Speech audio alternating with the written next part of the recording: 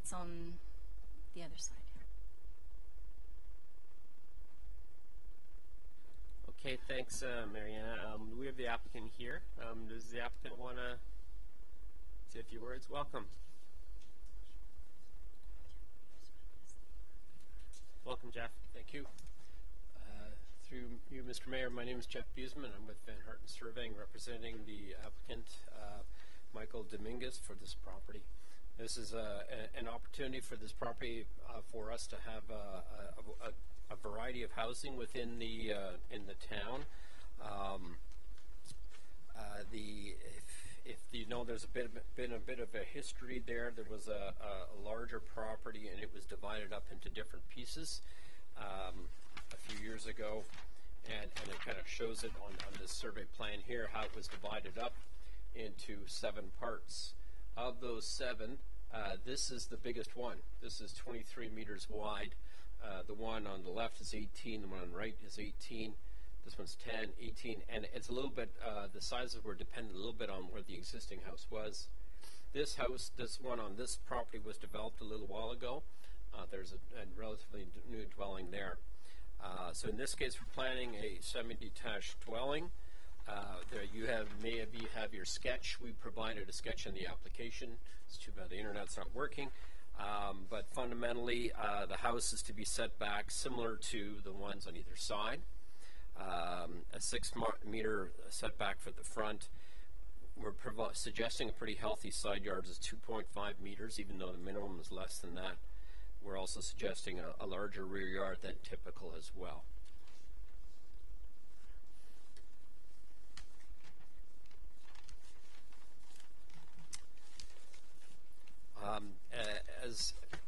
As we kind of stated in our submission to the with this application,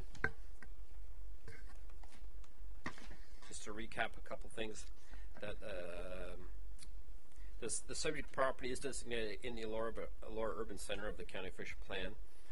Schedule D outlines the guidelines for development, and it says in there that a variety of new housing types, such as semi-detached townhouses, apartment dwellings, are needed and will account for at least 1/4 of all the housing units where municipal services are available.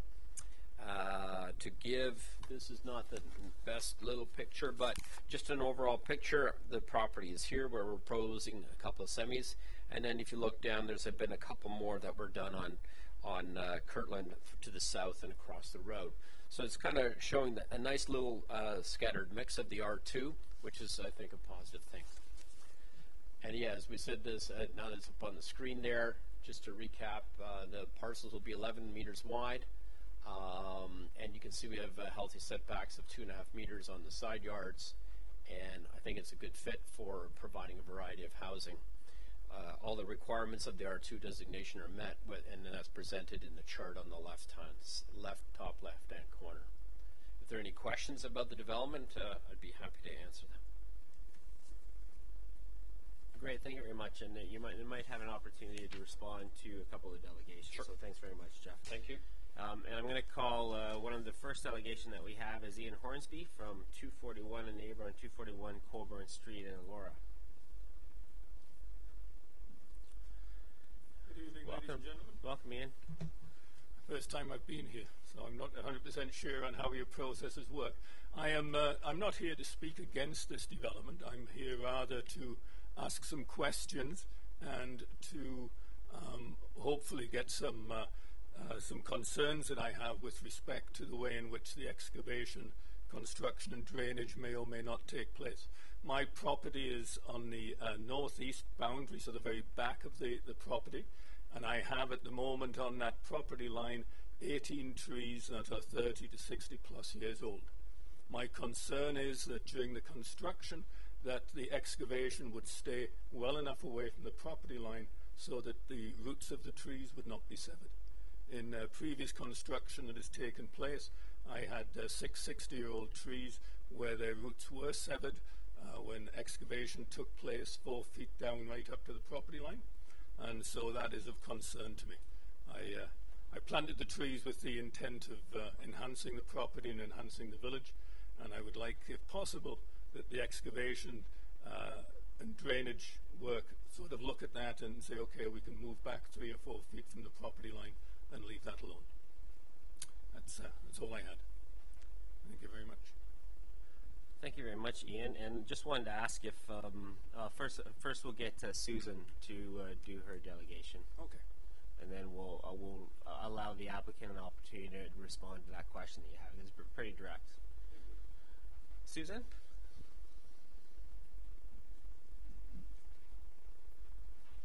Welcome, Susan. Well, thank you very much for the opportunity to speak to you today. I live in 125 Kirtland, which is the house just to the south of the lot that is to be built on. I'm not against change at all, but really want to see wise development based on really thoughtful decisions. I'm also going to speak in feet, not meters, because I'm more comfortable with that. And when I look around, I'm guessing that most of us in the room feel the same. And I've got 2 points.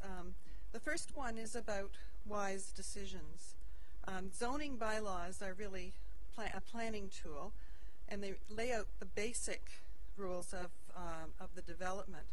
And when variations are made to those, it breaks the rule. So it is really a statement that the decisions of the past were either wrong or else they no longer apply.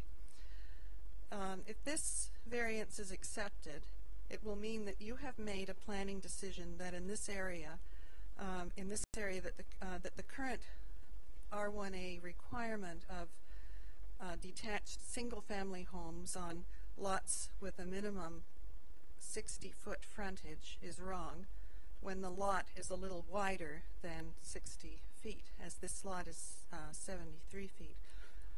And it will set a precedent for the future development in this area, be it infill, and there is quite a bit of infill still, or rebuilding, as most of the lots were surveyed prior to the 60-foot minimum and exceed, in some cases far exceed, that minimum width. The second point that I'd like to make, and really the most important to us as homeowners, is related to drainage. The building depicted on the plan, and as was mentioned earlier, has a side yard that's 2.5 meters or a little more than 8 feet. This lot is 4 or 5 feet higher in elevation than our lot, and we're concerned that there is insufficient space in the side yard to prevent drainage onto our lot. We would like assurance that the groundwater will be diverted to the street or wherever, and we'd like to know how that is going to be done. Is there going to be a retaining wall? Is there going to be a berm and swale, or how is that going to work? That's all I have. Thank you. Great. Thank you very much, Susan. I'll call Jeff. Do you want to come on and back up? Because there's a couple questions there, and I think one of the questions probably is more a question for Marianne, and that's related to the zoning and the differences in zoning. So I'll leave that one for you. But Jeff, Ian mentioned the drain construction part and protecting the trees, so staying away from the property line. And then Susan talked about the drainage and the groundwater and making sure that that works so it doesn't go onto her property. Can you deal with those two? Sure. Be glad to. The one on the rear, to the one I'm not too worried about at all. I see that we're going to have at least about 10 meters of rear yard setback, so I see no reason to be excavating anywhere near the rear limit. So the suggestion to be 3 or 4 feet away from the rear limit, that won't be an issue. In fact, there's a bunch of trees there, and I envision that at the end of the day we'll have a silt and fence protection fence on the west side of the tree canopies. So that part I'm not worried about at all. To answer the question about grading and drainage, we have not done a grading and drainage plan, so I can't really answer how that's going to look. As Mariana suggested earlier, that will be addressed in the site plan process. Definitely when we do any design for drainage, it's always respecting the drainage patterns that are in the area, and for sure never water will be draining onto a neighbor's property. Whether or not there's going to be a retaining wall, I don't know. There is appears like there's a bit of a wall there today from what was there previously. If there is a retaining wall, that retaining wall will be built within the subject property and within the proper guidelines of the retaining wall. I wish I could have a drainage plan, have a better answer, but I just don't have a drainage plan at this time. Okay, thank you very much, Jeff. And maybe, Marianne, if you could answer the one question related to the difference in zoning, explain that a bit, and maybe you can talk a little bit then about the site plan process and how we could cover off the grading issue on the site plan side of things. Definitely. So the zoning issue itself, zoning is generally sort of the overarching land use in the area on a property or within a neighborhood, and doesn't preclude somebody from applying to change that zoning, but it generally shows a pattern of what's happening. Semi-detached and single-detached dwellings are meant to coexist, and they do on the street already, but the R1A is the pattern in that neighborhood and has been. So the R1A reflects that. The R2 zoning, so going to the semi-detached zoning, just allows council and the public some input into if a change occurs. We would have a better look at it to see if it is compatible and if it still meets the intent of the official plan for low-density residential areas. So this is all low-density residential, and then the difference in zoning reflects slight differences in setbacks and lot coverage, as well as built form. Obviously, a semi-detached is built slightly differently than a single-detached.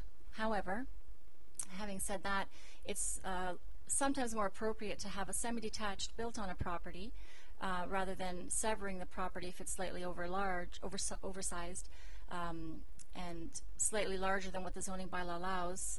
It's typically sometimes more appropriate to have it as constructed as a semi-detached rather than trying to sever the lot into two and then having two smaller houses on a property that are less compatible with the neighborhood. So the built form sometimes of a semi-detached does follow the pattern in a neighborhood. You just now have two driveways rather than one, but typically the built form would be the same.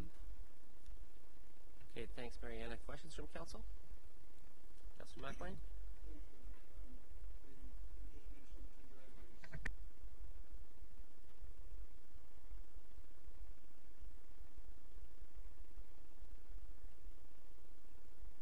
Thank you. Through you, I believe there's single car garages from what I can see here.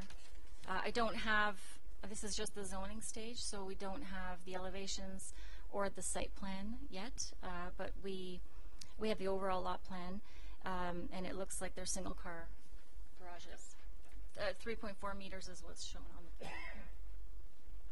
So they would have, I mean, the regular street parking, and the required parking space would be in the garage, and then the additional visitor parking space would be in the driveway, which would be at least 6 meters long.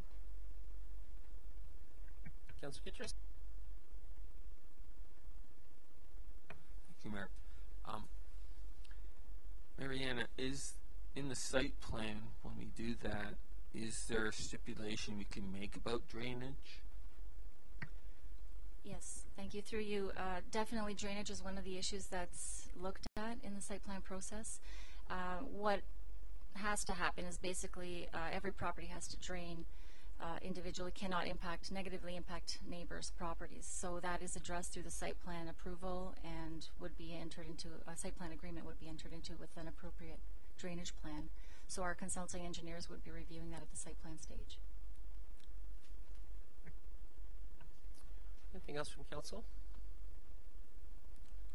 Okay, I'd just like to advise that written comments are encouraged. And this, we aren't making a decision here tonight. This is just for information gathering. So feel free to send your written comments in to the clerk. And with that, thank you for joining us in this public meeting. Thanks to the presenters. I think you had some questions answered and some of the things you'll see in site plan. And call this meeting adjourned. Thank you very much. And we'll reconvene at 7. Or can we go right in? Okay, we're going to go right into our council meeting. I'll give us a 30-second break for folks to rearrange.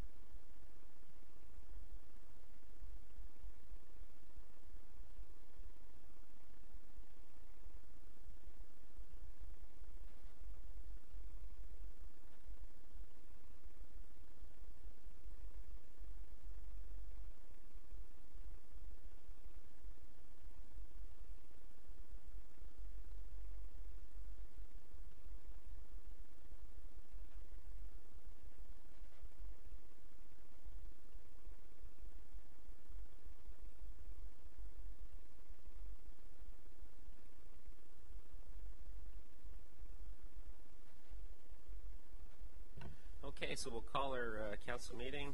We'll start our council meeting now. Welcome to everybody that's here in attendance this beautiful night. Winter's back. We're so happy. And the first thing that we have is an introduction of a local artist. So we have Barb Lee here to introduce our local artist. Welcome, Barb.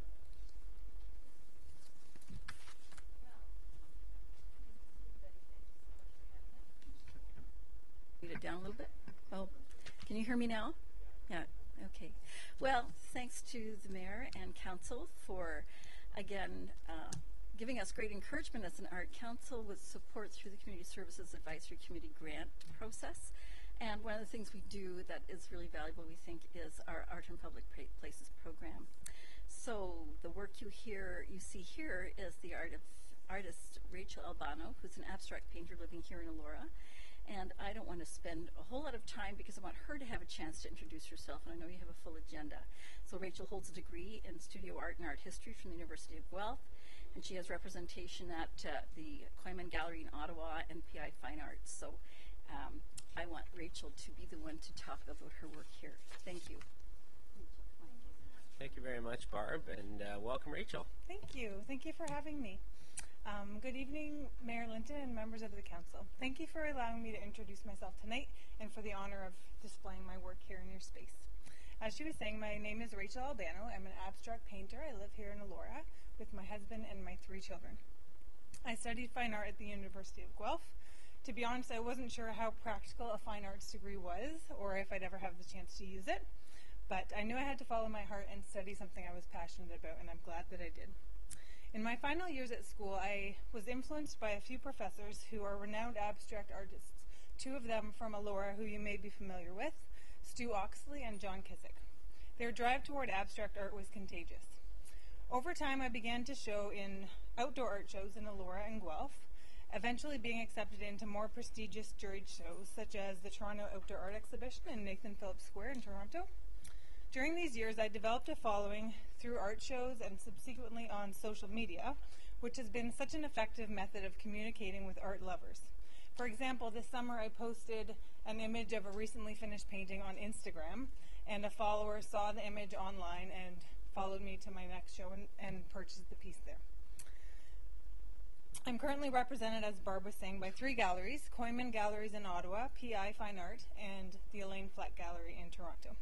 Recently, I had the honor of being included in a show entitled 20 Emerging Artists You Should Know About, curated by Elaine Fleck, who is highly esteemed in the art world. When you look at my paintings, which are displayed here behind, as you can maybe tell, my paintings are made up of many layers. I use a palette knife as a tool to layer the paint and scrape it back as well. I use a lot of texture in my pieces as it creates areas of interest as the paint is scraped over it. I allow drips to occur through the paintings. I like how it creates vertical lines, and the watery drips contrast the rough marks of the palette knife. The power of abstract art is that by combining color, texture, and form, a painting can evoke a response in the viewer. I'm always interested to see how the different combination of these elements create such a different feel in a work of art. My aim is to create pieces that are vibrant, energetic, and compelling, facilitating a sense of inspiration to the viewer. Thank you so much for your time. Thanks very much, Rachel. And no, it looks awesome. Wait, there might be questions for you, though. Any questions from council? No? Okay. You can. Thank you very much. The council chamber looks so much better with your paintings up. Okay, so we'll move on to, I have a really brief county council report here. As you know, and you probably saw in the media releases, the county passed its budget last week and its 10-year plan. So just to give you a sense of how large the county budget is, the estimated operating budget for 2018 is $213.6 million. So compare that to our operating budget. And there'll be $343.2 million spent in capital investment over the next 10 years, $33.7 million in 2018 across the county. So this year we're looking at a 2.5% increase. and that includes one new staff member, one new tax-paid staff member, and that's in economic development, a new economic development officer. And the reason I voted in support of the county's budget this year, and my thinking was it's close to the rate of inflation, and it had one tax member added to it that I thought was a really good return on investment, as the county is moving pretty heavily into community improvement plans and doing some TEEGs, and I thought that was something that was beneficial to bring more business, more job and investment into the county. Quick update on the ROMA conference, the Rural Ontario Municipalities Association. I attended from Sunday to Tuesday last week. And obviously heading into election year, the speeches for the ministers were getting a little bit more political, we noticed. Nothing different, nothing different than anywhere, I guess. Obviously, what's happened since the Roma conference kind of has overshadowed some of the things that we heard from the leaders of the three parties. So we're going to have to find out in the future what happens to the PC Party's People's Guarantee, for instance, and some of the other parties' platforms, because there's going to be a lot of moving parts in the next couple months, it seems like. One of the things that I was really excited to do on the Monday, Andy and Councillor Lloyd and myself were joined with our MPP Ted Arnott, and we met with a fairly new Minister of Environment and Climate Change, Chris Ballard, to provide a bit of an update on Centre Wellington's long-term water supply master plan. So we informed the Minister of our growing community's concern with water taking and the potential negative impacts of commercial water bottling. We let the Minister know that we are very much in favor of the 2-year moratorium, and we've used that 2 years to move ahead on understanding our own long-term quality and quantity of water here in Centre Wellington. And we indicated our support that we would support an extension of that 2-year moratorium if an extension is what the ministry needs to ensure that municipal water taking takes precedence over private water taking. So he was very receptive to that discussion and to our suggestions. And the exciting thing was he actually let us talk for most of the time, and asked some really good questions. He had his full team of staff there. The director that we work with closely, Dan Dobrin was there as well. So we'll continue to follow up with that.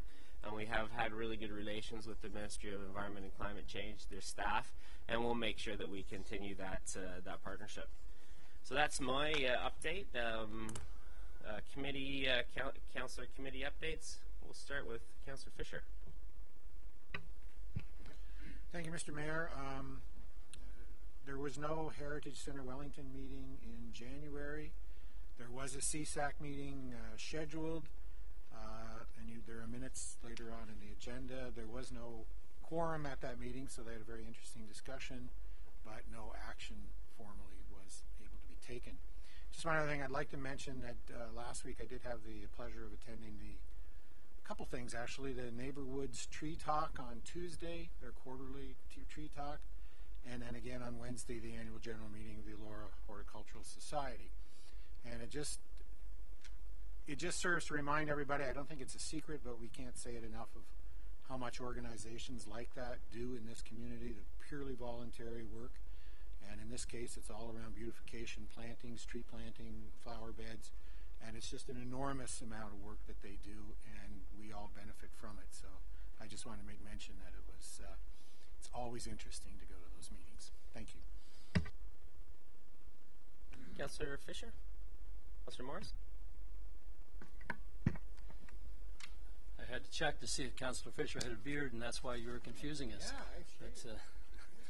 Yeah, The Victoria Park Senior Centre did meet shortly after New Year's, and it was the inaugural meeting for the new board that was selected in the November AGM. You can see in your report there that the board returned Ian Burns to the chair for another year, and Ian has done a fine job since being put into that position 1 year ago. Don Barfoot is a new member of the board, and he was not present. He was in Florida when they appointed him to be the vice chair. sort of underscores the theme. If you don't want to be given a job, you better show up at the meeting. But he did send, though, in all fairness to Don, he did send his indication that he would be willing to accept that position, even though he was away for the first meeting. The couple of returning members to the board, Kathy Dodwell and June Wallenstein. June was reappointed as the secretary for the board, and Donna Wagner, who was on the board as well before, was appointed to the role of treasurer. Two other new committee members, Isabel Kennedy and Mick Smith, joined us for that inaugural meeting, and I'm looking forward to their contributions throughout 2018. Mick Smith has been on the board before and is returning, and I just love his sense of humor, and I think he will sort of liven up the proceedings, as they say, from time to time. So that's my report. We're looking forward to our next meeting shortly in early February. Thanks, Councillor Morris. Councillor Kittredge. Thank you, Mayor. I was not available for the economic development this month, and perhaps the other councillors, Van Leeuwen, will report on that. I had surgery. Farm safety is tomorrow. So. Okay, thank you. Councillor McElwain? Still no committees, no report. Councillor Lloyd? Thanks, Mr. Mayor. Just to echo your report about the conference, I quite enjoyed it. I also enjoyed the fact that while we were there, there was an announcement that came out from our province that awarded to the Township of Centre Wellington $52,000 for Main Street Revitalization Fund. So that was kind of a nice thing to come back to on our email of us being qualifying under that program, and I love your response, which is there's no strings attached, right? And that was a really good feeling for that. So, you know, again, always looking for alternative sources of funding. It was nice to see that little bump come along. That's a good one for a change. I also was very excited to attend a half-day seminar regarding the new implications brought out through Bill 68 and the discussions around serial meetings, which are things to do on Facebook or email, and that was quite an interesting discussion in our session, as well as the Integrity Commission and the codes of conduct. So it was a very good discussion that happened throughout the presentation, as there were many questions from the floor that Nigel Belchamber and Fred Dean handled very well. So it was a really good session. I quite enjoyed it and feel I learned an awful lot about both those areas, or all those areas. The hospital committee continues to meet and moving forward, and I'm sure those who are driving by will see that the build is progressing nicely. It's interesting to see a light off of a crane in the middle of what at night seems like nowhere, but it actually is somewhere, and it's coming along, which is good. We had a rushed meeting to apply for our funding for 2018-19 hospital funds that had to meet our deadline for submission. So we had a special meeting for that. Safe Communities reaffirmed the 3 priority areas this month that were out of our strategic session in November. And all 3 committees have come forward with great ideas for the things we'll be doing throughout 2018 for safe communities in Wellington County.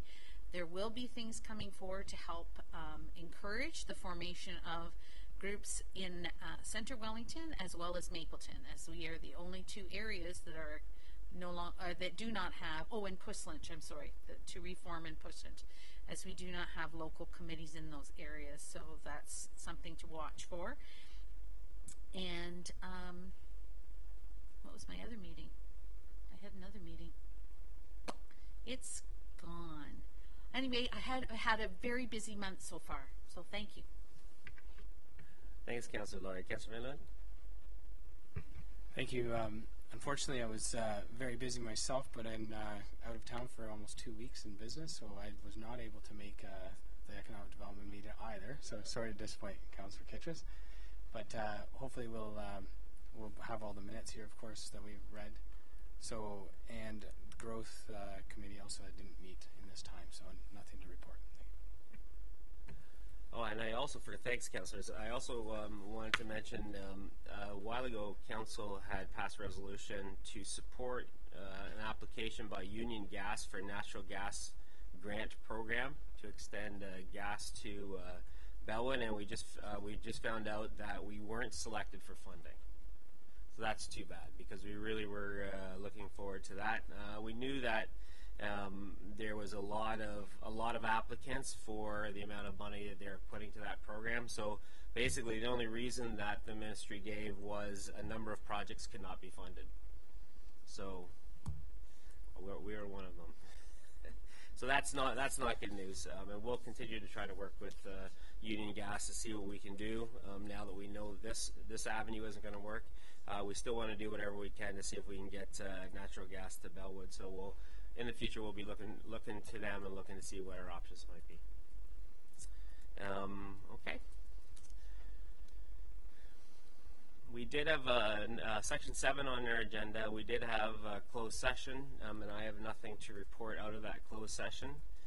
Section 8, confirmation of the agenda. I have a recommendation that the Council of the Township of Centre Wellington confirm the agenda for its meeting held January 29, 2017. Mover. Councillor Lloyd, seconded by Councillor Morris. All in favor? And we have an agenda. Next section is confirmation of the minutes, and we have a whole slew of minutes there. The recommendation that the minutes of the Committee of the Whole meetings held November 20th, December 5th, 6th, and 8th, 2017, and council meetings held October 12th to November 27th, December 18th, 2017, and January 23rd, 2018 be adopted as circulated. Move for that recommendation. Okay, questions first? Yeah, Councillor Petrus. The minutes of January 23rd are missing a vote where we wanted to defer, and that wasn't recorded.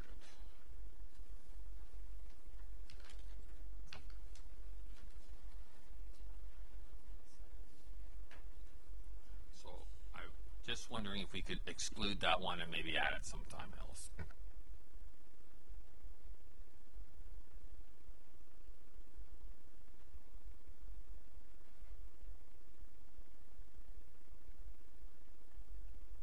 Yep, that's there. Is that good?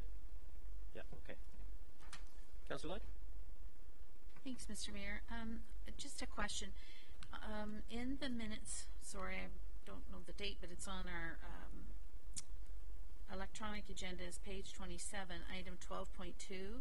It's regarding the passing of the BIA budget, the Elora BIA budget, and I remember that further on, which is on page 45 in the December 18th minutes, we corrected that so it read that there was the levy that we approved because we never did receive a budget from the Elora BIA.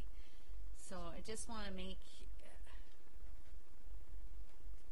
we did not get a budget when we were doing our budget deliberations. Yeah, so we're going to change the recommendation wording. We did get it right in the final minutes, but in the earlier date. We don't go back to correct previous minutes. We correct the minutes that, unless you directed me to correct these minutes, okay. We don't change the course of time. What we do is correct in the moment what was done incorrectly. So have we done anything wrong, or are we okay? So what meeting did we actually? Sorry. So it was on page 27. I just have to get to that, and then I can tell you what it's at. It was in, I believe, our budget deliberations meetings. December 5th. Page 27th. It says that we accept the Elora BIA business area budget as presented. And that's December 5th. But then on the December 18th minutes, we corrected that. So that was just that. Did we do it in the 18th, though? In the 18th, we did it the correct way, which was to do with the levy. Okay, I think that's fine. Is it? Okay. Yep, as long as... Okay, anything else? Mover for that recommendation to accept their minutes?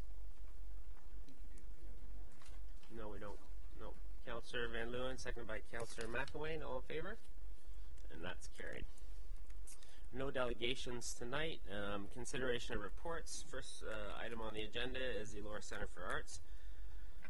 We have a request for an interest-free loan agreement revisions, and I think Andy's going to start that off. Sure. Andy? Thank you, Marilyn. Just briefly to highlight the report you have before you. As Council is aware, we do have a 5-year loan, $50,000 interest-free loan currently with the Elora Centre for the Arts.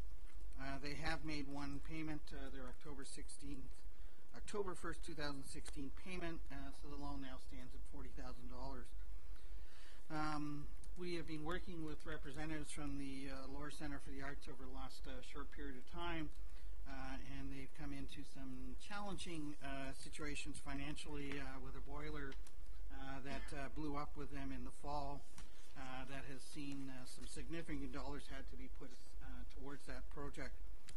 And so the Centre did not make their second payment to the township, and so we've been sitting down with them trying to work through in order to help support them financially in order that they can continue along with their short-term financial situation and get to a more sustainable operations at the Elora Centre for the Arts.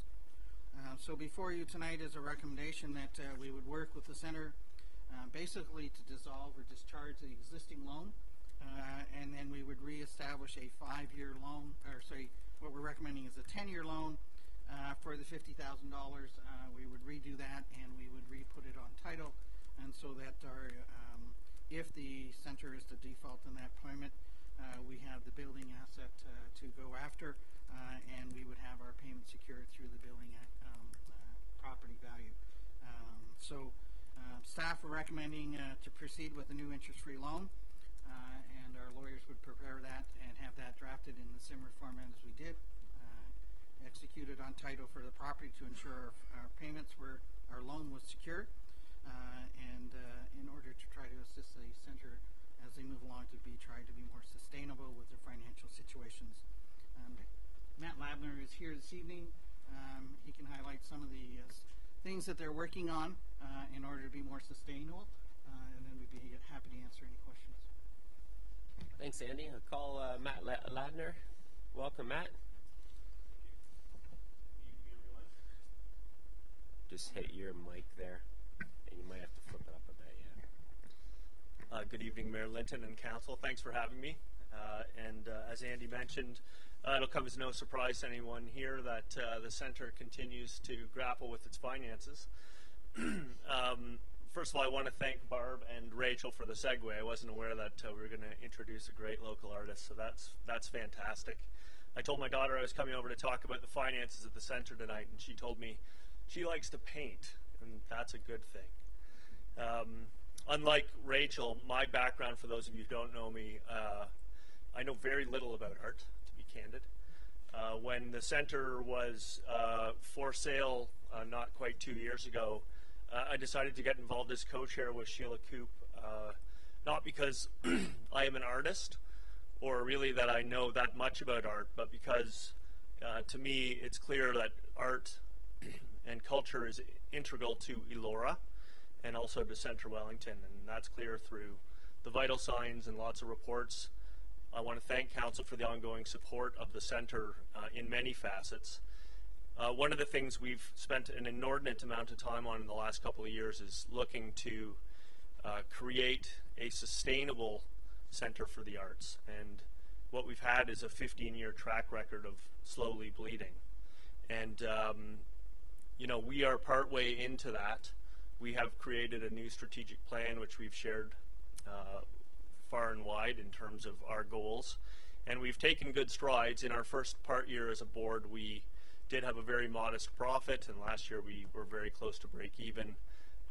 And when I say that, obviously we're looking to grow and also create a sustainable picture for the Centre.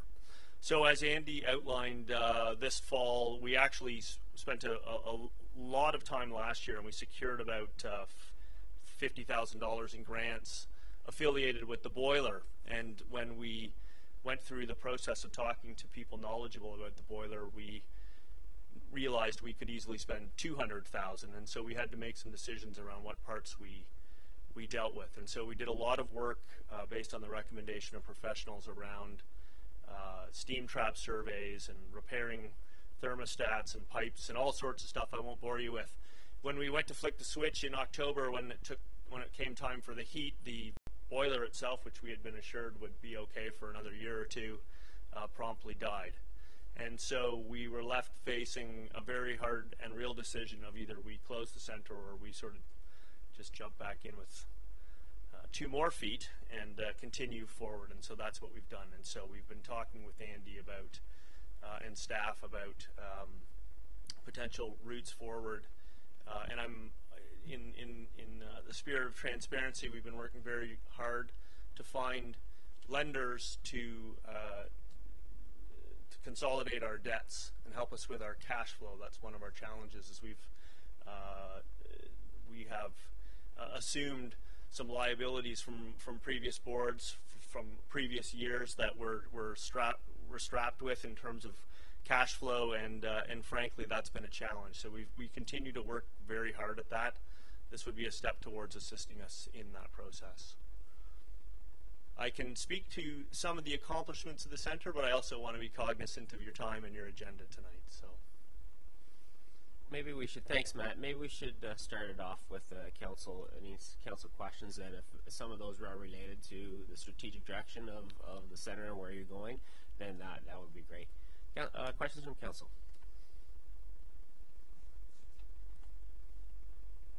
Councillor McElwain? This really isn't a question, more of a confirmation. I think I saw an email from the center today or yesterday that you are close to raising $20,000 fundraising on your boiler replacement budget, which is pretty admirable in such a short time. So, congratulations on that. Yeah, thank you, Councillor McElwain. The community has really responded in effort with regards to this, and it's funny. It's sometimes when you have a very direct ask around a specific crisis, it's a little easier to find funds than just generic fundraising, as I think we're all aware. Councillor Van Leeuwen? Thank you, and thank you for coming here before us. I think it's fair to say that every one of us councillors want to see the center continue to remain open and be a part of this community. And it's very interesting that you say today that you're making strides forward, because you almost broke even last year. You're saying that you've actually made a profit or able to get your head a little bit out of the water. I'm glad to hear that said. What you're asking for us today is to extend this loan, not only to redo the loan, but to extend it to a 10-year term. Do you feel that with the momentum you have going, that you can't continue within the 5-year term? I would, my direct answer, Councillor Van Leeuwen, is that I would really like to see us repatriate or consolidate our debts much sooner than 5 years even. But our outlook right now is anything that will assist us with cash flow is critical at this time as we restructure. Okay, I guess, and I asked that question mostly because we will be, as council, setting a precedent again to extend into 10 years beyond our policy as we continue. So it is something for us to consider strongly. Yep, understood. Thank you. Councillor Moore? Thank you, Mr. Mayor. Matt, good to see you again. Just a question on the financing part of the loan. In the past, I think the loan was set up that there was a lump sum payment once a year for 5 years. That was correct. The original term. Would it be more beneficial and agreeable to the center to make monthly payments as opposed to annual lump sum payments? Would that be more affordable and an easier road for you to travel? It actually would be preferable. Yes, is the short answer. Okay, thank you. Maybe just to expand on that a bit, Councillor Morris, is dealing with lump sum payments are very difficult for an operation like the Centre for the Arts. Councillor Kitchers?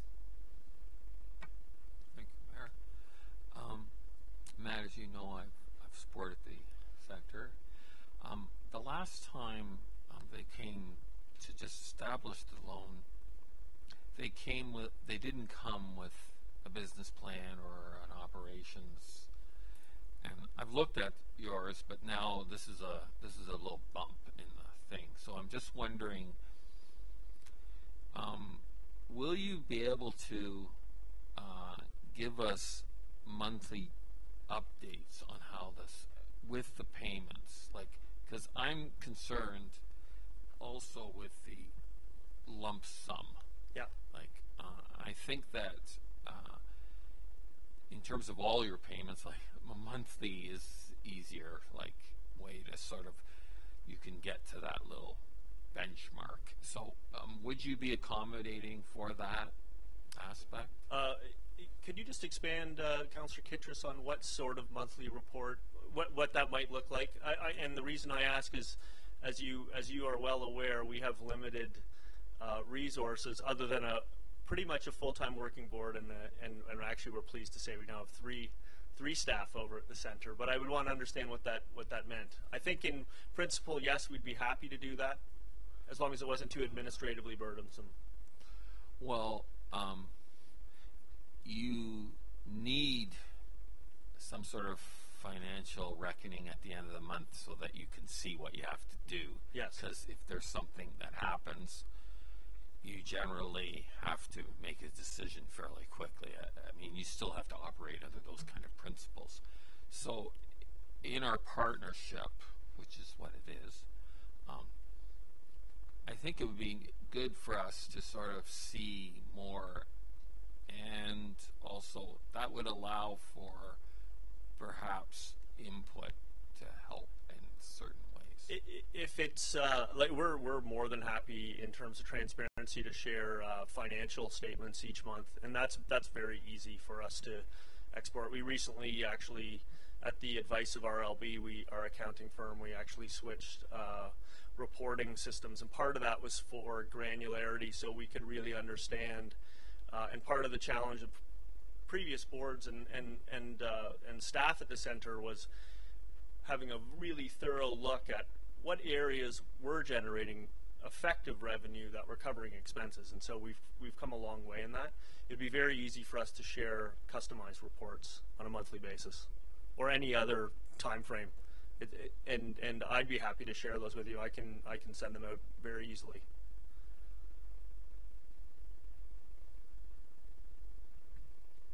That's right. So this is on policy question.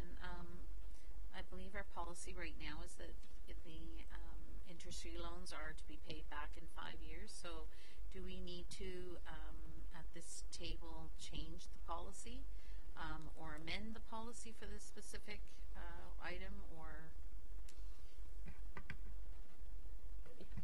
So council will set the policy as 5 years, or approve the policy. Council has the ability to make an amendment to that if they so wish. What we're recommending is that we would not make an amendment to the policy at this stage.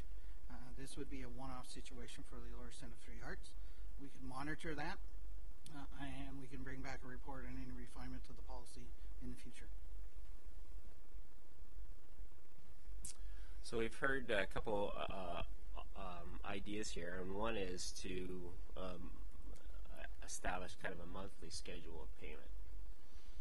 Would it be a fairly, I'm looking at Dan here, would it be a fairly easy thing to take the lump sum that has been laid out in this report and split it out to be a monthly payback schedule? Yes, that shouldn't be a problem. And Matt, do you see that as something that the center would be I would with? I mean, I would want to check with our board, but my immediate reaction is that those would be preferable terms for us. Andy?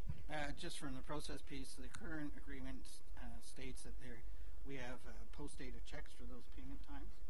So we would just look for the same type of thing. We'd have post-dated checks per month for those from that's something we could coordinate easily with our administrative staff as well.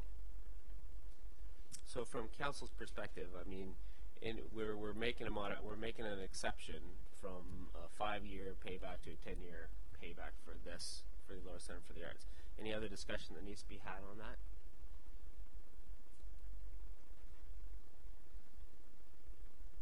No? Councillor Kitchus? I was on that policy change that you were talking about from 5 to 10. Is there an opening for a policy discussion about the amount? Because we have always talked about $50,000, but perhaps the amount could be changed in that policy discussion. Yes, that's something that staff can take a look at. Obviously, last time we did this, we did a financial analysis, reported to council. We did have a number of outstanding loans that were current, and I believe we do not have any other interest-free loans out for any other organization. So we could bring back a report in a couple months with regards to that for a council discussion. So I'm looking at the recommendation. Does anything in the recommendation have to be changed, or can this be worked into? I mean, we're asking, the recommendation is asking for a new interest-free loan agreement, and it'd be a loan period of 10 years. Do we have to add any wording along those lines to provide direction? No, the notwithstanding indicates that this is a side, a one-off. That's what notwithstanding the policy means. Okay, so we're good with that part. What about working out a monthly schedule of repayment? Is that something that we can give direction to staff? Okay. Anything else before I call this recommendation? Okay, I'm going to read the recommendation. That the Council of the Township Centre Wellington authorize the Mayor and Clerk to execute a new interest-free loan agreement with the Elora Centre for the Arts, and notwithstanding the Township's interest-free loan policy, extend the term of the interest-free loan to a 10-year term. Can I move for that recommendation? Councillor McElwain, seconded by Councillor Kitchus. All in favour? And that carries. Thank you very much, Matt. Thank you, Council, and Mayor Linton, thank you. Thank you.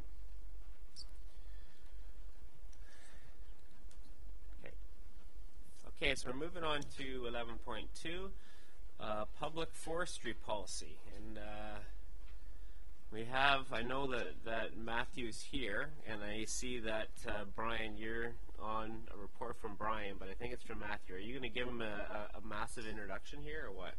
Through you, Mr. Mayor.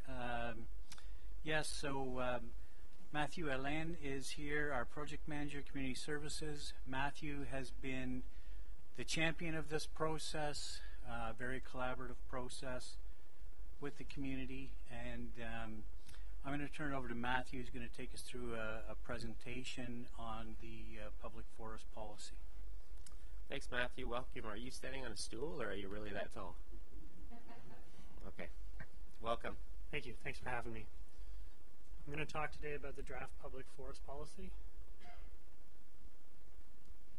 I was wondering if I could start with a short story. Is that it? Sure. Yeah, you need some music introduction, or? No, it's just a brief story. I have a colleague. If he were to ask to make this type of presentation, he would start by thanking everyone for having him. Then he would ask for a show of hands to see who's read the document that he was there to present. And if no hands were to go up, he would say, "Thanks very much. I'll see you next month." And if everyone's hand would go up, he would say, "Thanks very much.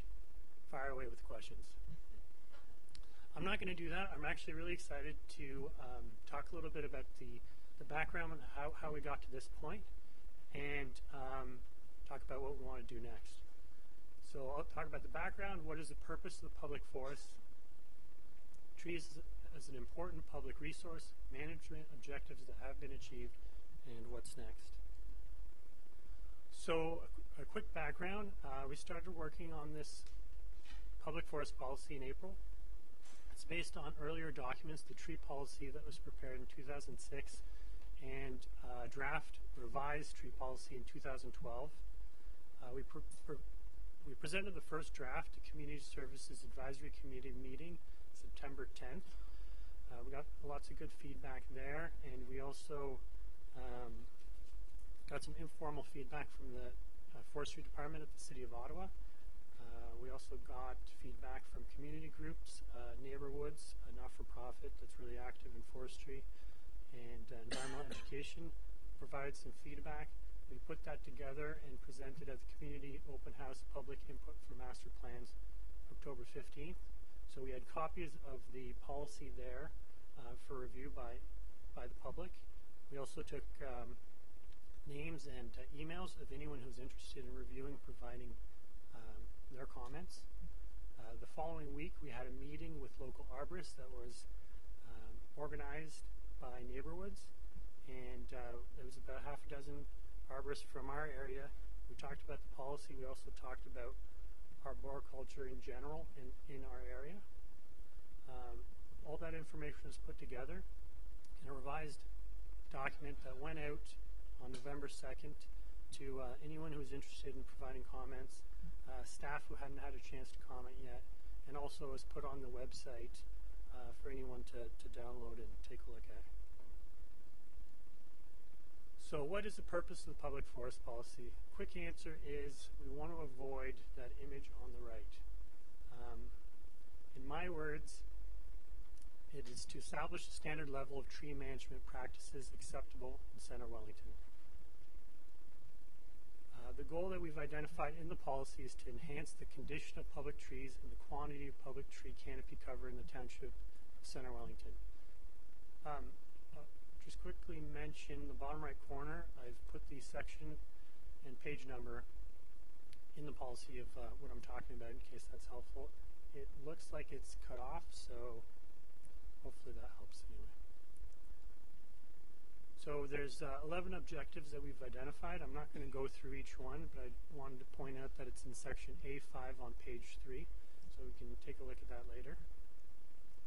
I want to talk about how else the policy will be used. I already mentioned standard management practices, so these are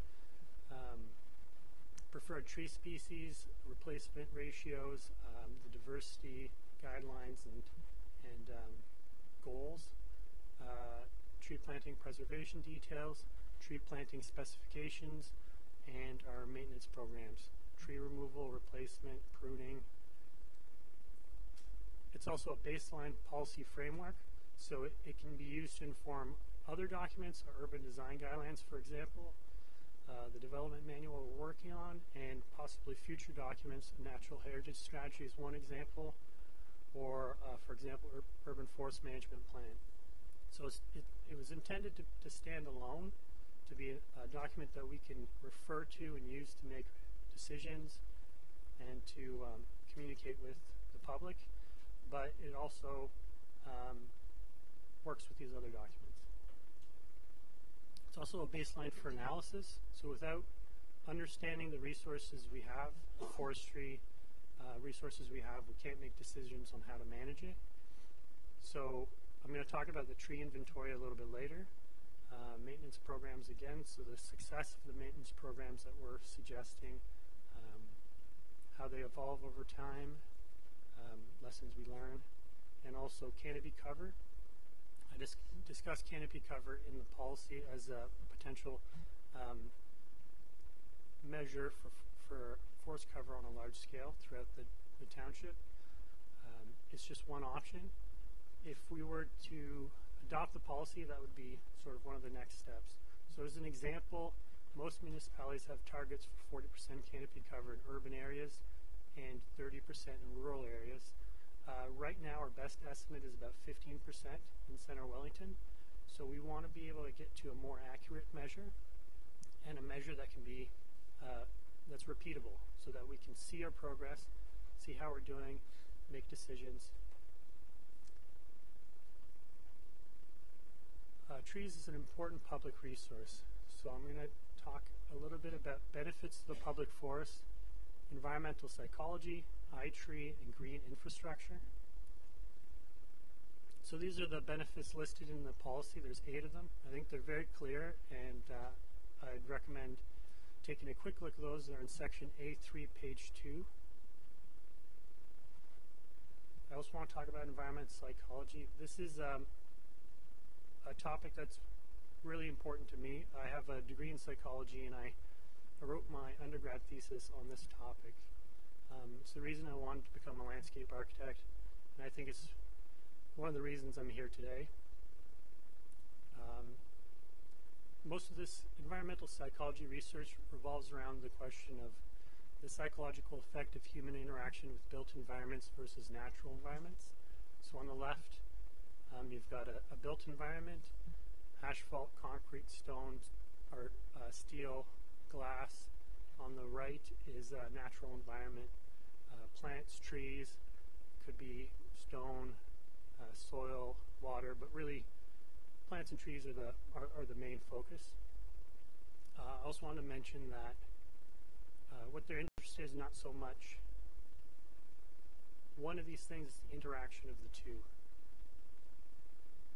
So the research has been going on for about 50 years, and what they've found is that exposure to natural environments in general are responsible for lower levels of psychological stress, so how we feel, greater concentration. It's also referred to as tension restoration, increased happiness, reduced aggression and crime. It's also associated with lower levels of physiological stress, so physically how we feel. Lower blood pressure, lower chance of heart failure, shorter hospital visits, less pain medication. These are just some of the examples I can pull together. This is a study I wanted to bring up because it provides sort of an interesting example. It's called Neighborhood Green Space and Health in a Large Urban Center by Berman et al. In 2015. It is a study of 530,000 trees in Toronto. They use high-resolution imagery. There's an example on the right showing density of tree cover. They surveyed 94,000 residents of Toronto. And they were looking, with the survey, they were looking at self-reported measures of happiness, satisfaction, health. And what they found was that 10 more trees in a city block was equivalent to a $10,000 increase in annual income or being 7 years younger. So from this example, I think it's really clear how much easier it is to improve quality of life with adding a few trees rather than giving everyone in a city block a raise of $10,000. I also want to talk about iTree. So what is iTree? It's free tools for collecting, analyzing, and interpreting forestry data. It quantifies tree structure, threats, and benefits. It's built upon peer-reviewed public domain science.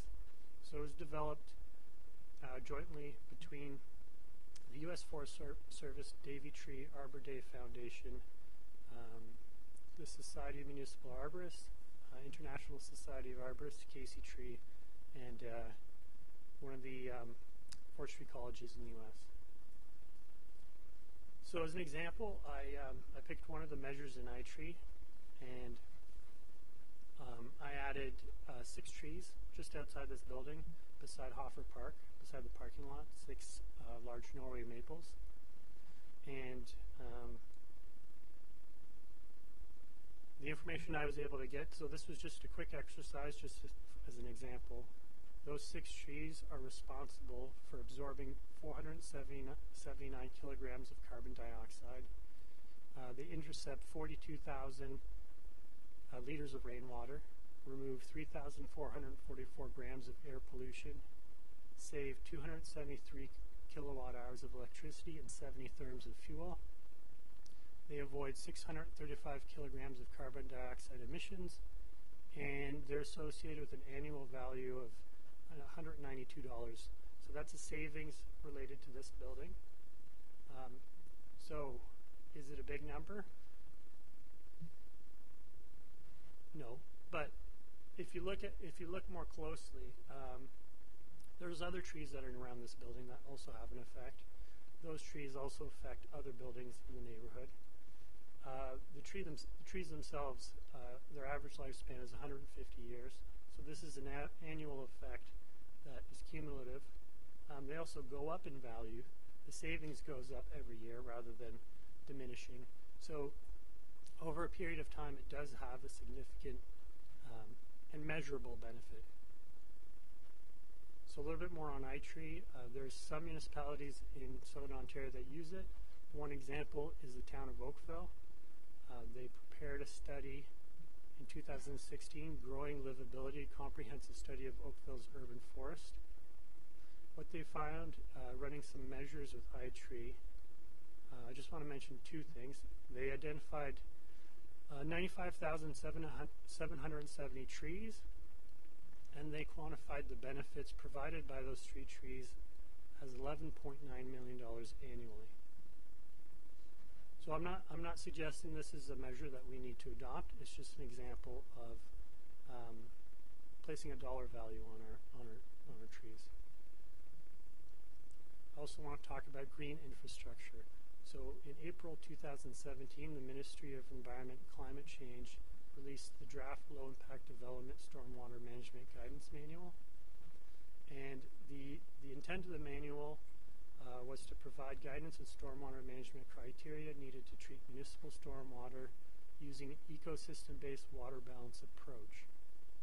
So what does that mean? So they're suggesting using low impact development and green infrastructure principles to treat precipitation at the source. So treat water at the source rather at the end of pipe. They're also suggesting green infrastructure is an important municipal resource, so it has value, and we have to take that into account. They also go on to describe green infrastructure as natural and human-made elements that provide ecological, hydrological functions and processes that protect, restore, or mimic natural water cycle while delivering environmental, social, economic benefits. So some examples are natural heritage features and systems, street trees, urban forests, parklands, natural channels, and floodplains. So I wanted to point out that these green infrastructure elements all have trees as a central element. So what really they're saying with this document is that wherever we have land available that isn't hardscape, roads or parking lots or buildings, we need to look at green infrastructure, and looking at green infrastructure means trees in close proximity or in the area where rain falls, and it's something we need to consider more and more. So some management objectives that have been achieved in 2017. I'm going to discuss the street tree inventory, the ash tree inventory, ash tree removals, and tree planting. So this is the street tree inventory. We started working on this past summer. It's a GIS-based inventory. I'd like to mention that it's been a really collaborative approach. I've been working closely with planning staff as well as infrastructure staff on getting this organized. It's a great tool. It can be used from a desktop, tablet. I use it on my smartphone, so I'm able to pull up the inventory, see a tree in front of me, add information, comments, add a new tree, remove a tree. It's very interactive, and we're really excited about it. So there's 4 parts to the inventory. There's plantable spaces. So it's hard to see in this image, but the green triangles are spaces that are available for planting, so either where a tree has been removed or has never been there, and we, based on our setbacks and our guidelines, we know that it would be a good place for a tree. So I use that to track tree planting and our tree planting contracts. There's the Neighborwoods inventory. So Neighborwoods volunteers have been involved in collecting data for the past 8 years. So they've collected a lot of really great information on types of trees, their health, their structure. All this information is now available through our inventory. It's a separate database, so the intent is that that information stays separate. They're able to view it. They're able to view our own inventory information, but they aren't able to make changes, so all they can do is comment on it. So this is still a work in progress, but so far we're really happy with what we've been able to put together. There's also the tree inventory for Center Wellington. So that's where I put my own tree observations. And so that's recording some of the same stuff, types of trees, their age, their quality, health, risk, size. So again, these inventories all work together, and they are and they will be used to manage the urban forestry. We also have an ash tree inventory, which I'm going to talk about next. How is this information collected? So volunteers, again, neighborhood volunteers have collected a lot of data. We also collect information on service calls when a resident has a tree concern. We're there. We collect data on those trees in that vicinity, and that slowly builds up the database as we go. We're also asking developers to provide information on the trees planted in their subdivisions. So when trees are planted and we're collecting as-built drawings, the intent would be to get those drawings that include trees geo-referenced so that we can take them out and add them to our inventory, just as a quick way to collect that data.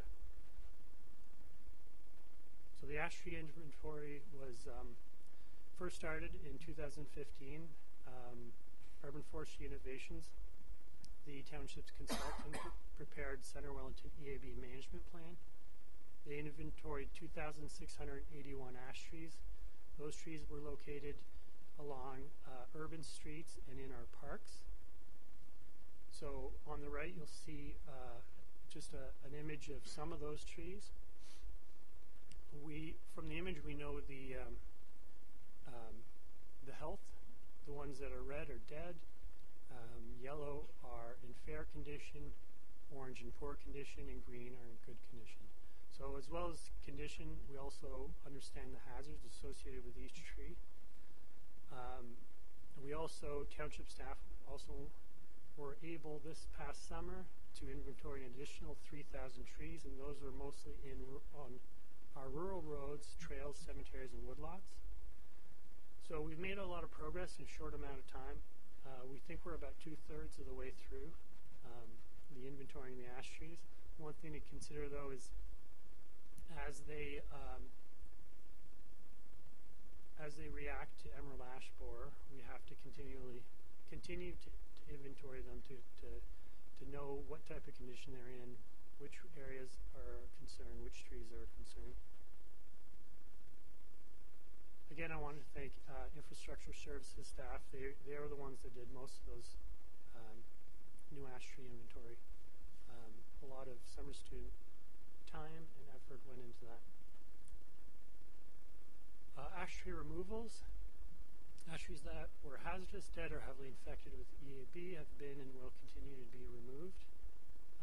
It's a non-native insect pest that only affects ash trees.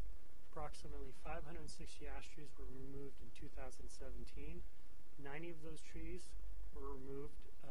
90 of those trees on the streets were removed by staff. 80 on the street were by qualified contractors. And the way we've decided whether staff or contractors would do the work is based on the size. Anything less than or equal to 30 centimeter diameter at breast height was done by staff. If there are no immediate obstructions from utilities, power lines, buildings, and then the larger ones were done by contractors with appropriate training and equipment. We also, for the first time, not for the first time, this past summer, we had a training course for all staff that have do any work related to trees, and we'd like to continue that every summer, sort of build up that expertise and experience. We also removed 390 trail and open space trees. Work was done by qualified contractors.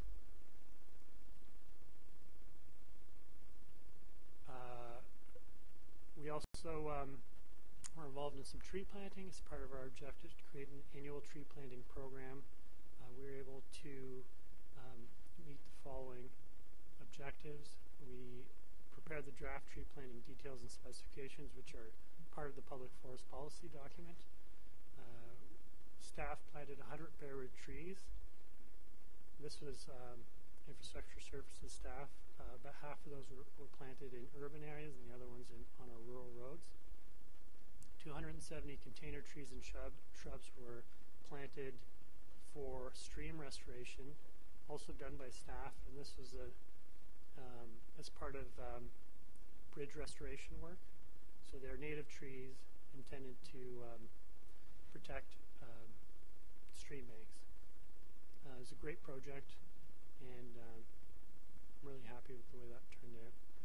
We planted 200 wire basket street trees.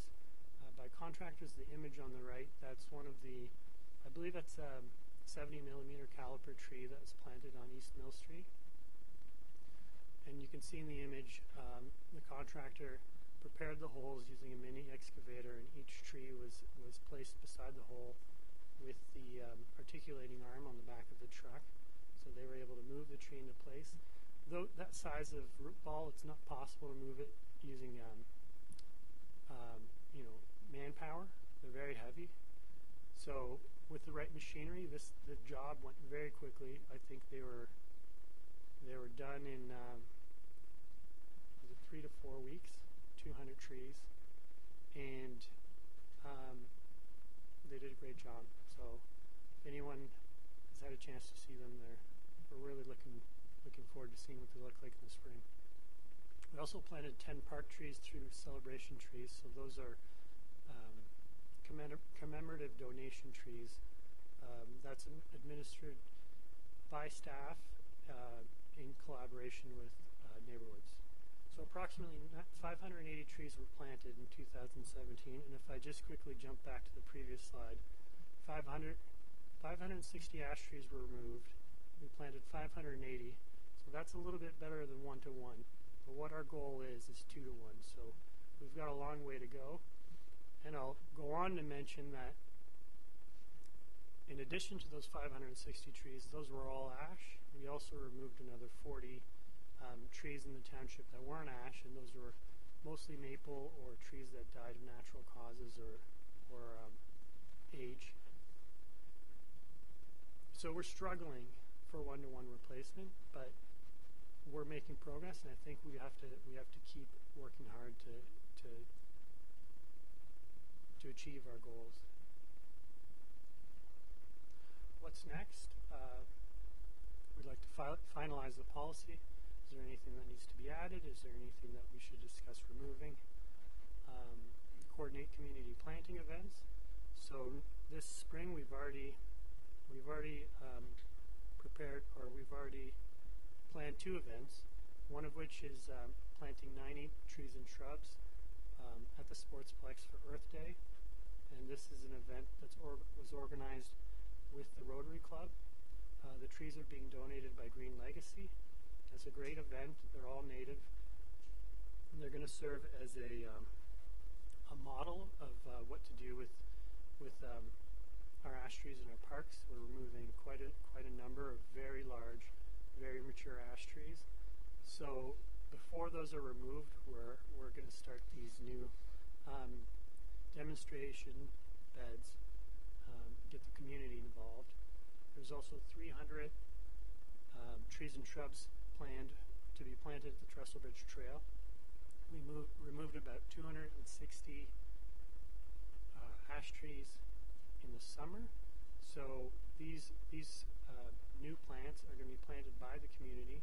We've obtained them from the GRCA. So what's great about that is that they are really good at figuring out, or tracking where the seeds come from. So we know that most of the plants we're getting are of local seed stock, so that means they're going to do well. They're adapted to our climate. They're native, and again, the community is really excited about it. I also want to point out that with our goal of 2-to-1 replacement, given the amount of trees we're losing to ash tree mortality, it's going to be very hard to achieve without having the community involved. We have the benefit of having a very engaged and active community that are really generous with their time, and many of whom have a passion for environmental activities, and I'm really looking forward to helping with this as much as possible. And I can't stress enough how important it's going to be. We also need to plan community maintenance pruning, so that's something that we'd like to look at for 2019. What it is a block pruning approach to removing, to pruning trees throughout the township. So dividing the township into 7 units, then each year focusing on one unit. The benefits of that is there are benefits of tree health, reducing hazards, and also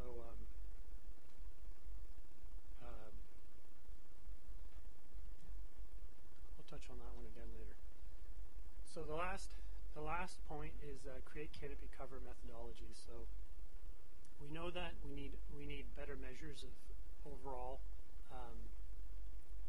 forestry cover or the condition of our forest throughout the township. So we have to look at ways to do that. Could be canopy cover, could be another methodology, but we've got to spend some time and pick the right way of measuring that. Okay, that's all I had to present. Thank you very much, Matthew. It's good that we're taking a more rigorous approach to trees in our urban forestry. It's awesome to hear. As far as the policy goes, is there any question from Council on the policy? Councillor Kittress? Thank you, Mayor. In this policy, there were some definitions in the back, but I did not see a definition of what does a tree or forest canopy mean, and I'm wondering if that involves also private properties. That's my first question. My second question is the tree inventory also on private lands? Those are both very good questions. I'll start with the tree inventory. So the intent of the tree inventory that we're preparing is to only deal with trees on public land. The inventory that Neighborhood started 8 years ago, originally they had been inventorying all trees in an area, so they were also doing private trees. They found that wasn't practical from just from a time perspective, and also they have very little. They weren't able to have an impact on those trees versus the ones in the public realm. They're able to work with staff to make changes, make recommendations, and I think we have a similar opinion.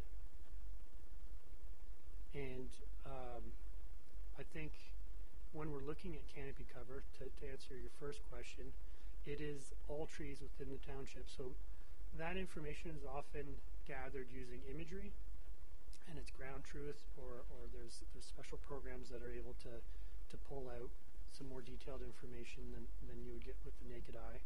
And there's sort of two different measures we're looking at. We're looking at the overall forest when we're talking about canopy cover to get a bigger picture view, and then with the inventory, we're really looking at individual trees on township land. Councillor Kitchen.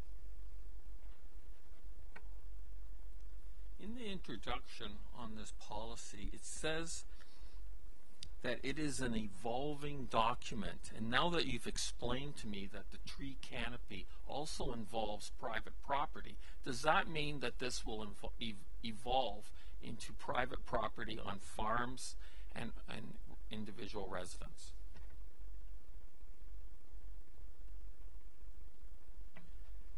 Through you, Mr. Mayor, we want to get the policy correct with the trees we're responsible for on municipal land. We've been consistent, certainly from the staff level over the last few years, in discussions, whether it be through budget process or strategic planning or those kind of conversations, that a policy in regards to the urban forest is important. I know there's members of the community who would really like to see an urban forestry policy go beyond that of the public lands. But we've been consistent in saying our approach is we want to get this up and running and established, and some fine-tuning over the next little while from a public perspective before we delve into getting into the trees on private property. Councillor Kitchus.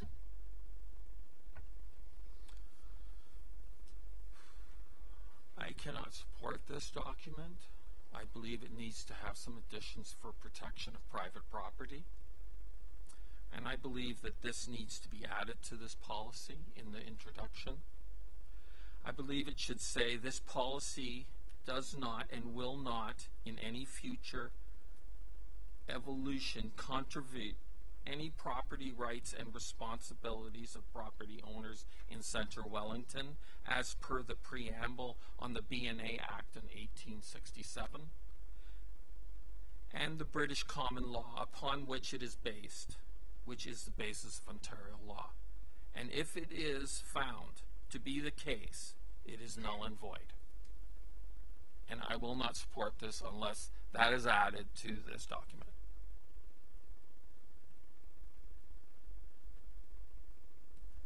Anything else from Council? Councillor Van Loo. Thank you. Two quick, one comment, one question.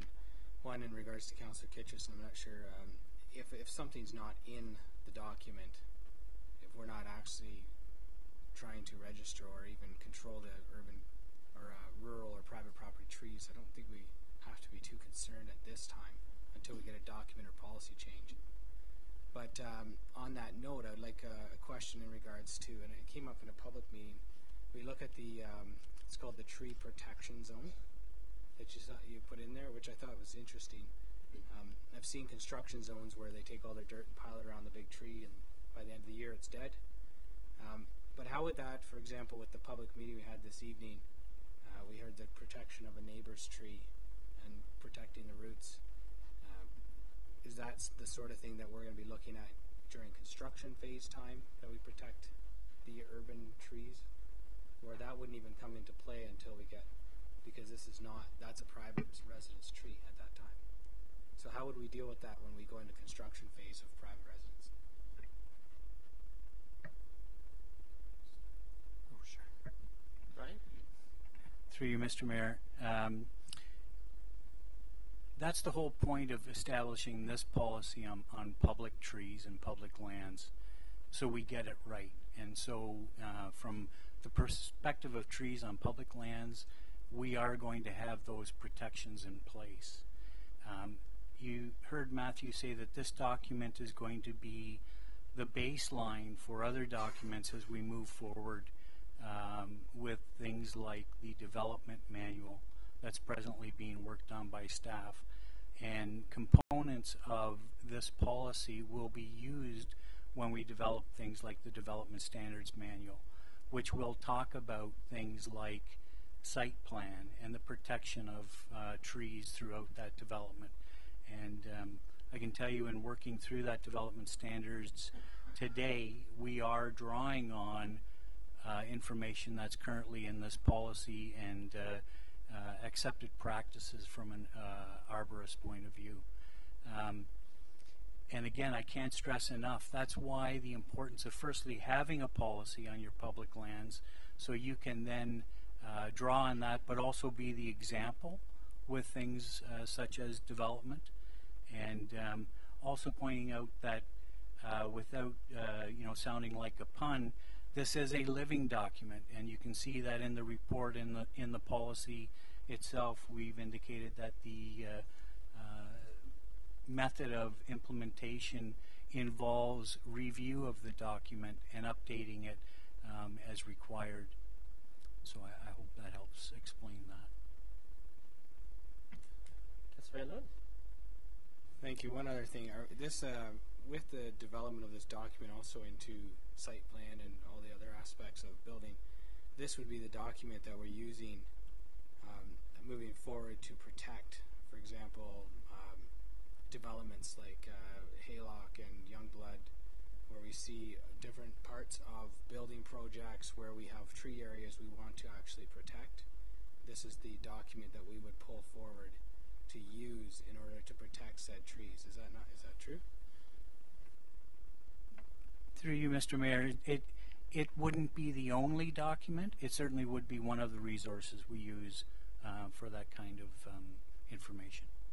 I would imagine that that's where the connection back that Matthew indicated, the connection back to the Development Standards Manual, because that is the document that would be presented and to be communicated to the developers on what we expect them to do as far as trees. So maybe some approaches come from this, but to get back to Brian's initial point, this is related to trees on public land.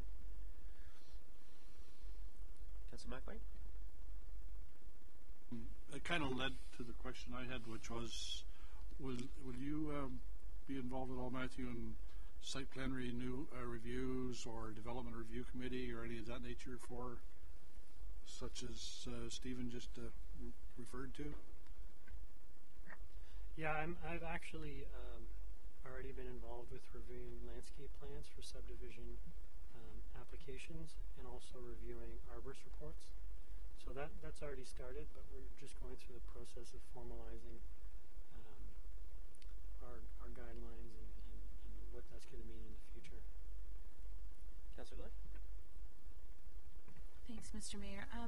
So I just would like to say that I'm really glad that we put forward the funding back in 2017 to begin this process, because it looks like we've already done some great work in removing the trees that are a danger on public lands and also planting. And I'm really excited about the fact that we're starting to engage the public in the tree plantings. Great job, Matthew. That's super.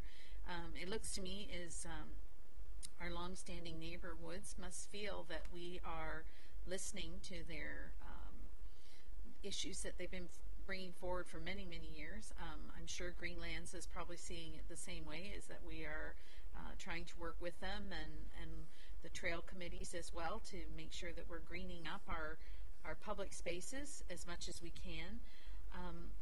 I also kind of wondered when you were showing before the measurements on trees. I don't know whether it's the GIS measurements, and I wondered, if there was ever a horrible storm that went through, a tornado or what have you, would that information be something that we could draw on to show when we were making a claim, say, on lost trees or lost public trees and damages because we've had this terrible thing happen, as we have, Center Wellington has had a tornado. It would help us to prove the case that we would require more funding to build up these trees again in our is that true? Could we use those kinds of things? Thanks, Councillor Lloyd. Yeah, I think it's a resource that we can use to track all the not only the management practices that involve individual trees, but all of our inspection information, so we can track when we've inspected a tree, the state it is sort of as a snapshot in that time, but all the previous inspections are all kept in a database, so we can go back as far back as there is information on the tree, and at any point review that information. So the interesting thing is that the inventory can be designed to display certain information, but all the data remains in the background to be accessed.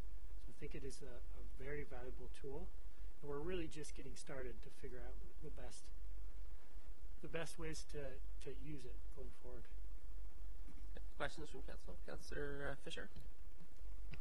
Thank you, Mr. Mayor and Matthew. I was just very heartened to hear you go on and talk about the relationship with the volunteers and the groups that we have in the community that do focus on trees and plantings and so on, and how involved they were in the formulation of this policy.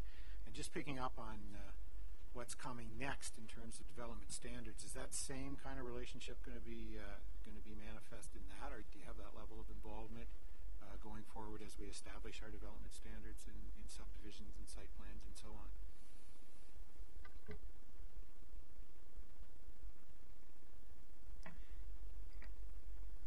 I'll take that one, Matthew. Through you, Mr. Mayor. Definitely staff and Matthew's having a lot of involvement from the community services perspective in having input into the development standards manual. In regards to how that'll be rolled out, I guess I would suggest to you that firstly we have to get it completed and get a draft in play. And then certainly we're going to want to receive input from the development community, which is by in itself public. But then as far as going out to the general public, I really would have to defer to a guy like Brett as to how he sees that process beyond the input from the development community. Well, I think obviously there's going to be both. We're going to be seeking the input from the development community and the broader community. We may have to kind of break it down because for people that are interested in trees, I'm not sure they're going to be interested in all the stuff that's in the development manual about the size of the water pipe in the ground and all those other things. So what we're working on away at is breaking our development standards manual into different components, and then we'll probably go out with each of those different components and have some consultation on each one of them. Councillor Kitchers. Thank you, Mayor. Going back to the presentation, you had 580 new trees. How many were in Elora and how many were in Fergus and the rural areas? And an adjunct to that, the trees that were cut down, how many were in Elora and how many were in the other areas? I can say in relation to the 200 street trees that we planted, we had just over 100 in Fergus, so that it was a little less than 100 in Elora. The naturalization planting of trees and shrubs that happened in the rural areas, that was north of Bellwood Lake. And the trees planted by staff, 50 of them were planted in urban areas, so it was about 25 in Fergus and Elora, and then 50. They were planted on Side Road 25, I believe, so that's the northeast corner of the township, so that's a country road. And for removals, many of them happened along the Trestle Bridge Trail, so we removed about 260 there. And I would say there were more street trees removed in Fergus. We had a section along Strathallan where virtually every tree on one side of the road was taken down. They all died about the same time. And then north of Strathallan, there was probably 3 other streets that were maybe 50% ash, and they all had to come down around the same time.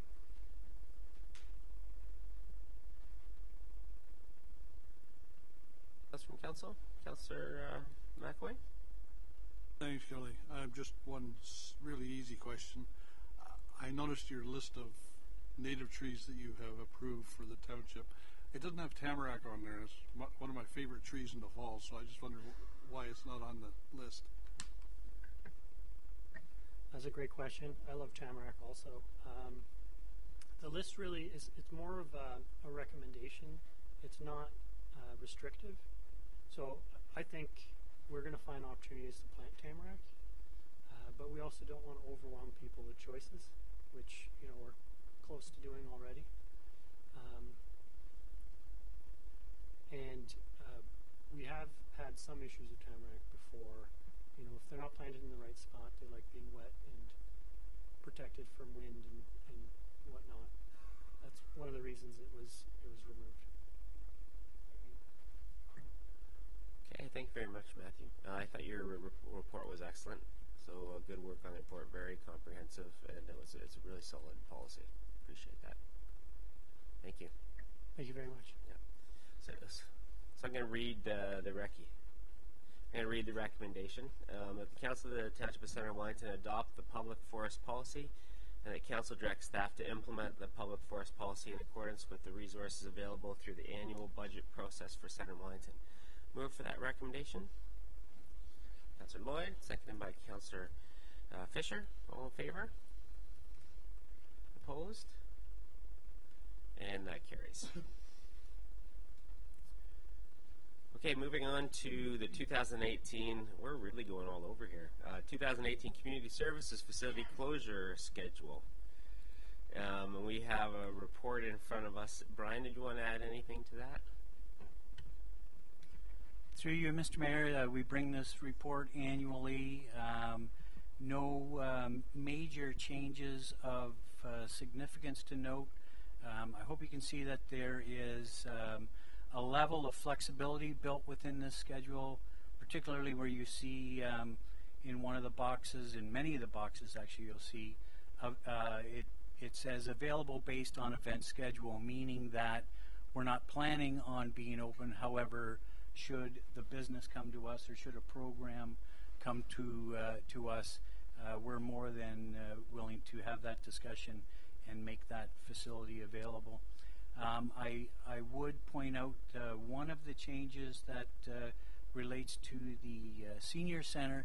Typically in the past we've been closed at the senior center between the break at Christmas time, between Christmas and New Year's, and based on community input and a request to rethink that, you'll find that we're not closed at the senior center for the entire duration. There will be the intent to have the senior center available as a drop-in for folks to come in and I'll say have the opportunity for informal or unstructured program activities. Okay, thanks, Brian. Any questions from Council about that schedule? Okay, I'll read the recommendation that the Council of the Township of Centre Wellington approves the Community Services 2018 Facility Operations Schedule. Mover for that recommendation, Councillor McElwain, seconded by Councillor Van Leeuwen. All in favor? And that is carried. Moving on to Victoria Park Senior Centre 2018 Advisory Board. And we have a list of the names, and Councillor Morris talked about this already. I'm going to read the recommendation. Before I do, I just want to echo Councillor Morris's comments, how much we appreciate the volunteers who do stand up for the board and put their names out for this, for being on a board, an advisory board. Appreciate that. I'm going to read the recommendation that the Council of the Township of Centre Wellington confirms the appointment of the following members to the Victoria Park Senior Centre's Advisory Board. Can move for that recommendation? Councillor Morris, seconded by Councillor Fisher. All in favor? And that is carried. Moving on to 11.5 Subdivision Agreement, Phase 2 Plan 23T 07002 Summerfields. And we have a report in our package, and Brad's going to speak to that. Thanks, Mayor Linton. This is a subdivision agreement for the second phase of the subdivision that is known as Summerfields on the east side of Fergus. We did a first phase agreement back in May of 2016. The first phase is completely built out, and we were approached by the developer early last year to that they wanted to move forward with the second phase. And obviously in December we brought to council, and council approved the service financing agreement for all the external works that are required. It's a pretty significant project. So we got that done in December of 2017, and now I've put my attention to the subdivision agreement. It's been signed by the developer. It's more or less the same agreement as for phase 1. But in phase 2 we had some conditions that needed to go in that relate to the service financing agreement. For example, occupancy of the houses can't happen until the sanitary sewer that we put in is operational, obviously. So that's been incorporated in this agreement. Other than that, it follows our standard format. Thanks, Brett. Questions from Council? Councillor Lloyd? Thanks, Mr. Mayor. I see that we have some lands that are being conveyed to us for our development. I just am I guess I need to say this out loud. I'm a little sad that this development came onto the books after I was elected as a councillor, so I had no opportunity to look at the site plan and how it was going to be developed except by watching the process unfold as a neighbor.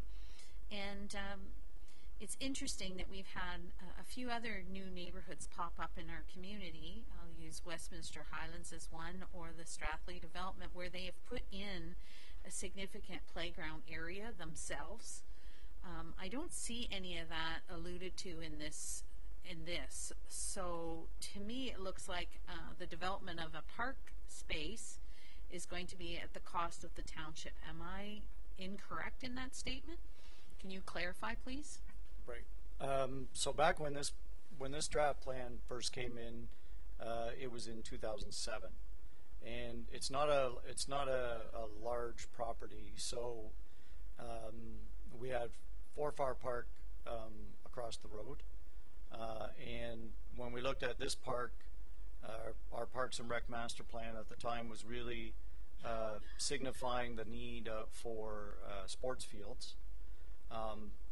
And so we determined that if we were to get the 5% parkland that we're maximum we can ask for under the Planning Act, given the size of this parcel, we wouldn't have had a parcel that was big enough for really a good active park. So we negotiated with the Sorbear Group, and outside of the land in this development, there is a small park that was like a parkette, if you will, that was put in with phase 1, and there's a block here in similar fashion, but the other things that are being conveyed are stormwater management areas. There is yet to come a park that Sorbear will build just east of this site. That's a larger park that will accommodate playground and sports fields. It'll be connected to this development by the trail network, but it'll serve a broader community purpose than just this immediate neighborhood need. But the feeling was that we had Forfar Park nearby, which was expected to undergo some improvements. Councillor Morris? Thank you. Brett, just on that point, the park that is being proposed now outside of this boundary, is that still in the urban boundary? It's just outside the urban boundary. On the other side of, there's a water course through here. It's just on the other side of it. The Sorbear owns the land, and we have entered into an agreement for them to convey and build the park. It's sized so that if they do bring their adjacent lands into the urban area, it would also be the park dedication that would come from that as well. So we're looking at the larger community need for sports fields. The location of this park would be directly across from the Maranatha School. But can we build this park, though, if it's outside of the urban boundary? Or do we have to expand the urban boundary first? No, we believe we can have community recreation facilities that aren't in the urban boundary. Anything else from Council? Okay, I'll move ahead with the recommendation that the Council of the Township of St. Wating gives 3 readings to a bylaw to authorize the Mayor and Clerk to execute a subdivision agreement between the Corporation and Subera FBH 36.98.G.P.Inc. Mover for that recommendation.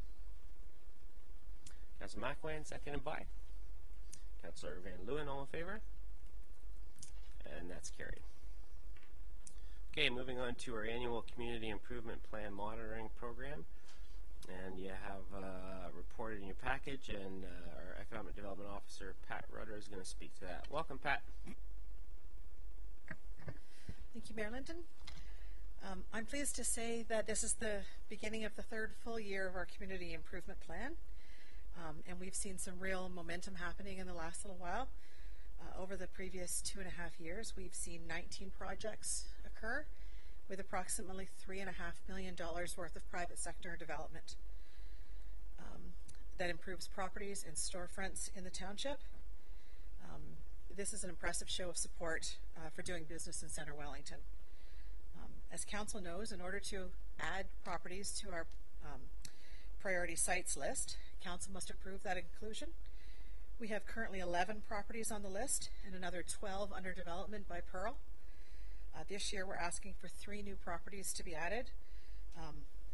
43 West Mill, which is the last major building in downtown Elora to be developed or redeveloped, and the properties that are the gateways to Elora at 7460 Wellington Road 18 and Wellington Road 21.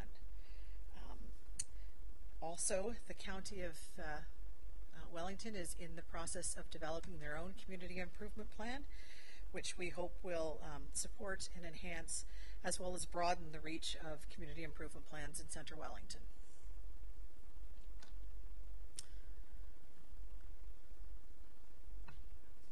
Is that it? Yeah. Any questions from Council? Councillor McLean? Or just hit your mic there. Hit your mic there. 43 West Mill. It's only going to be eligible for the facade improvement, not for the enhanced brownfield development? It will depend on what comes forward. It will have to come to Council for any approval of anything that happens on that property, even if it's on the priority list. Right at the moment, we've only been having some discussions with individuals who are interested in purchasing and redeveloping that property. So we are not sure what form that will take right at the moment, but we haven't limited it to the facade improvement. Okay, because it says here that it is limited. Oh, that is we wouldn't limit it to that because there is some significant work that needs to be done, not just at the front of that building, but along the back as well. Exactly. That's it is a brownfield, whether it looks like it or not. Yeah, sure it is. Okay, thank you. That's what I needed to know. Anything else from Council on this one? Councillor Kittrus? Thank you, Mayor. Pat, I was wondering, the new properties that were added, were those ones that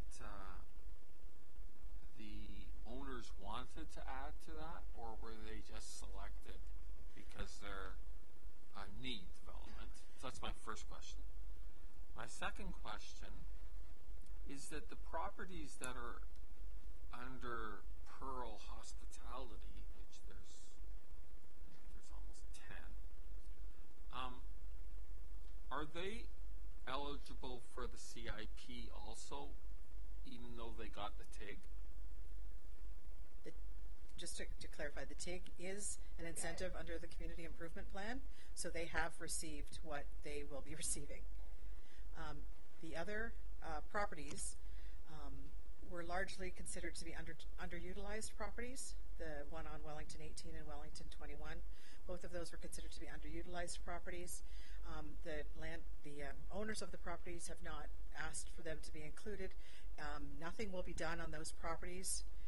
It doesn't affect their current use in any way. It just, if those properties wanted to have, to do some redevelopment on them, these tools are available to them. And if those developments asked for involvement in the CIP, that would come to Council for your approval of that. So just to clarify, going back to the talk about the different committees, that's what the Economic Development Task Force did in the committee meeting that you guys weren't able to be at. They identified those 3 priority sites. So that came out of that discussion. Councillor Kittrus? Does that mean that, like, the Newland Feeds can ask for paint to paint their building? They could ask for it without them being included as a priority site. The interesting point about the Newland Feeds property is that in discussions that I've had with them in the past, they're aware that that's probably not somewhere they're going to be forever. They have not asked for us to include this, but half the property is industrial and half the property is currently commercial. We wanted to include it as a priority site because it is an underutilized site currently in the township and would be, should Newland Feeds want to move out in any time in the future, would be ideal for redevelopment. Councillor Kittress? So how does the redevelopment work on the cement factory and on Newland Feeds? Like, if they sell and tear down, like how does the CIP work with that? A development application would be made for those properties. It would be reviewed by staff. If they suggest that they would like to explore the incentives available under the community improvement plan, that would how they wanted to use those, whether it was through a TIG or some other form, would then come to council and the development would be explained to council.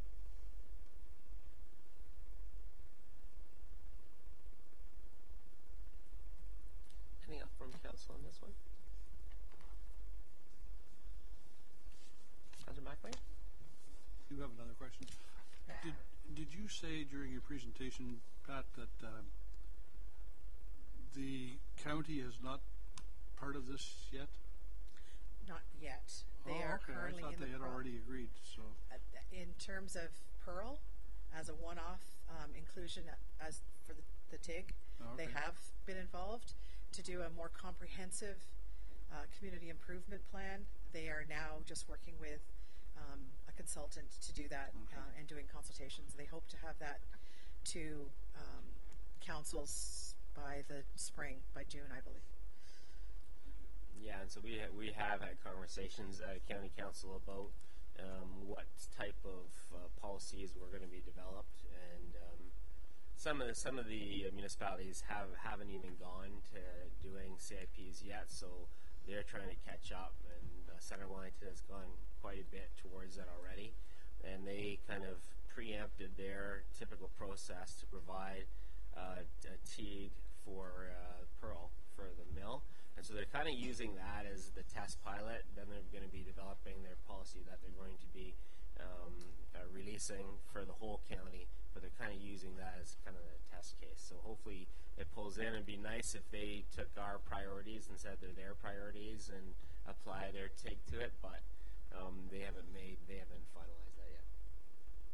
Without their involvement, the TIG doesn't have a real large incentive at all, really, does it? Because it is industrial land that we're talking about, so it's our portion of that tax is pretty low.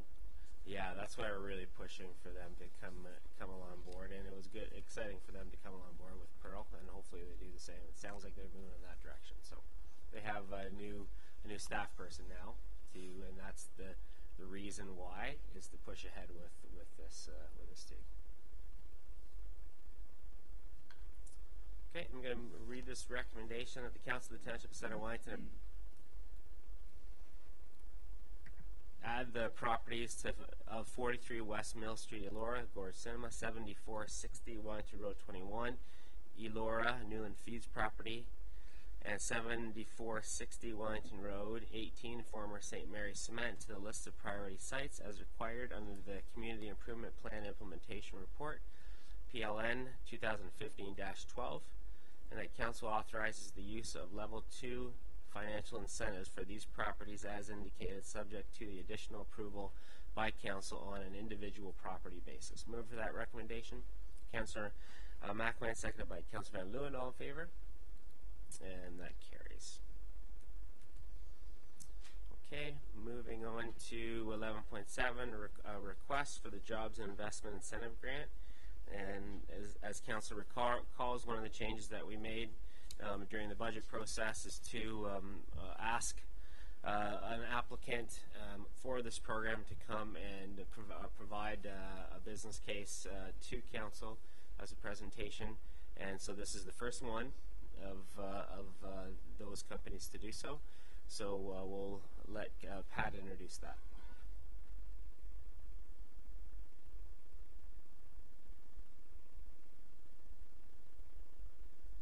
Sorry. As you're aware, the Economic Development Task Force came to Council last June asking for approval for the Jobs and Investment Incentive Program. That would provide a development charge grant to small industrial developments in Centre Wellington and funding necessary to implement that program. Council approved it at that time. During budget deliberations in December, as the Mayor has indicated, Council suggested that you'd like the approval of applications to rest with Council. The first application that we've had since that time is for Motion Electric. Katie and Ryan Pope, the owners of Motion Electric, have been working with the township for some time to prepare for the construction of a new home for their business, and decided during that process to also include some additional leasable units in their development. Their new building at 770 Glengarry Crescent will be approximately 5,000 square feet. This $1 million investment will generate, based on other similar buildings in the township and in the industrial area, approximately $17,000 annually in additional taxes for the township and the county, as well as adding positively to the township's industrial assessment. At this time, I'd like to invite Katie and Ryan Pope to come forward and talk to you a little bit about their business and their request.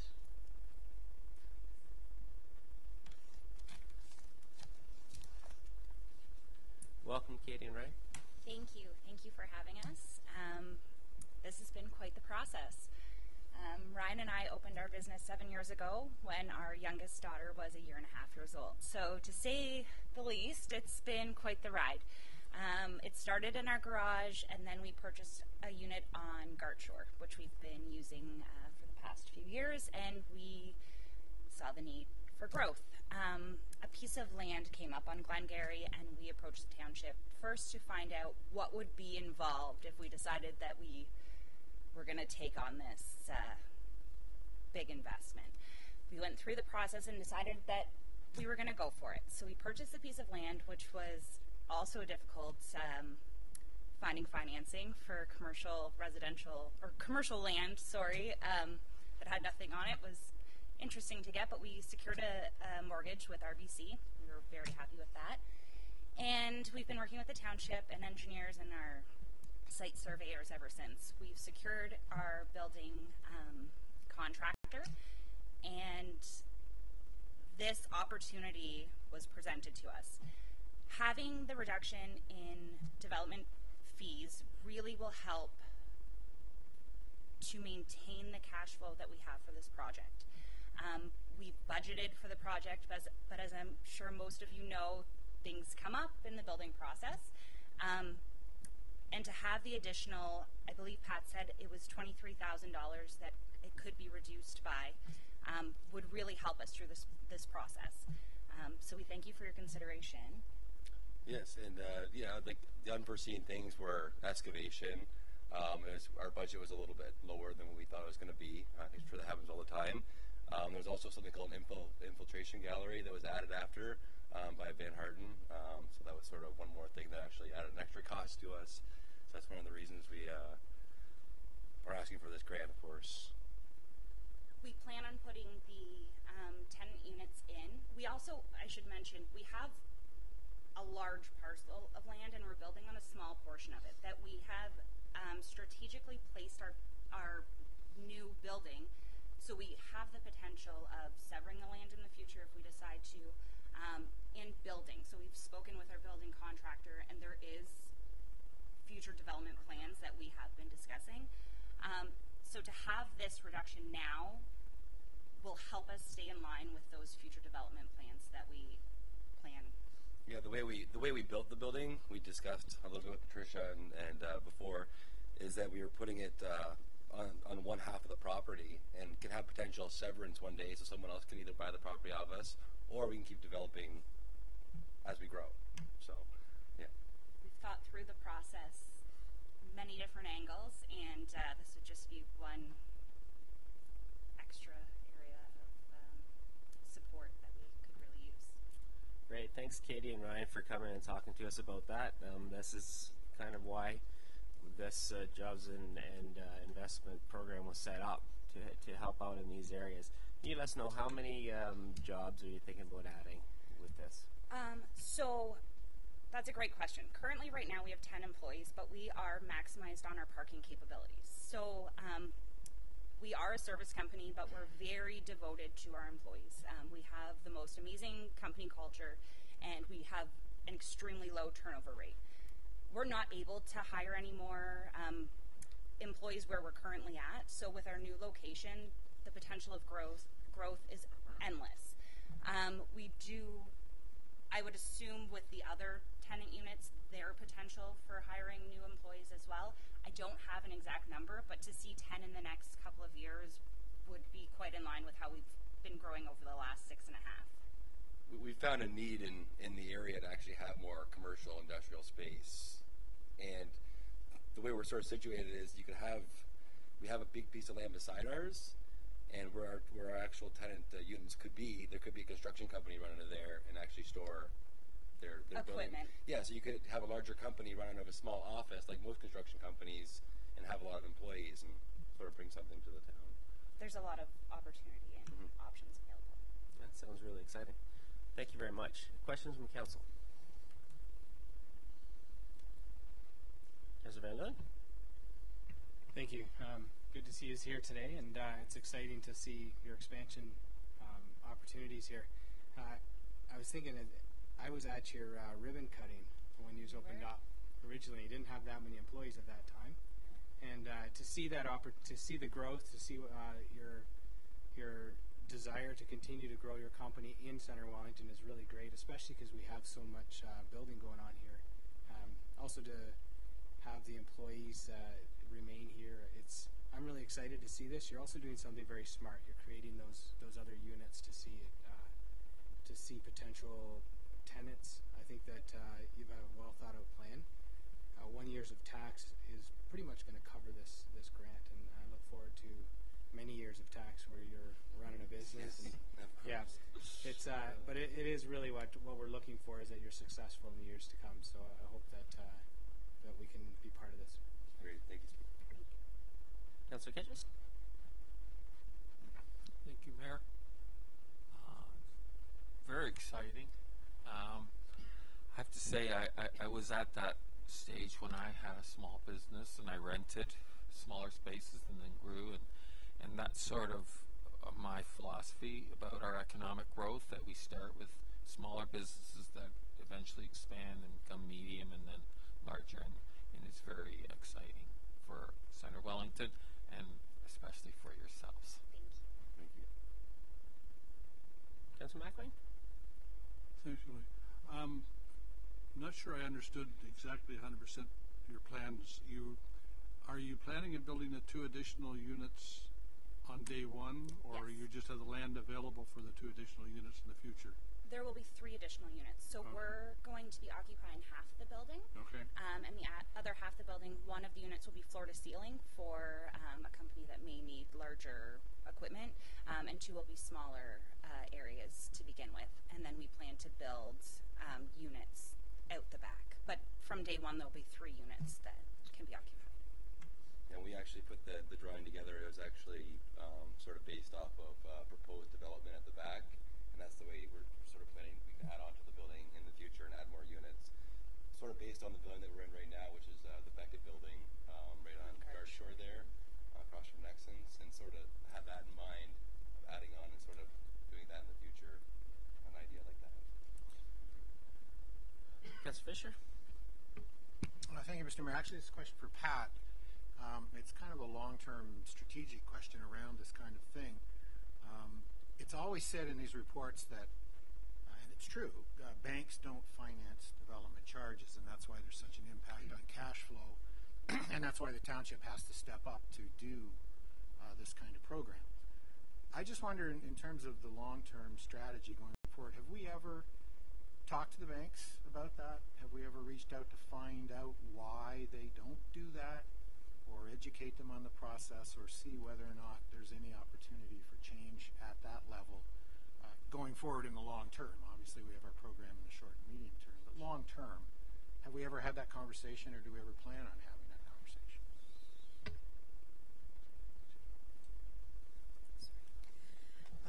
To be honest, I'm not even sure where I would start to have that conversation with the bank. It's not a decision that's made at the local level for the most part. Those are largely bank and commercial lender policies that they don't finance things that aren't backed by assets for the most part.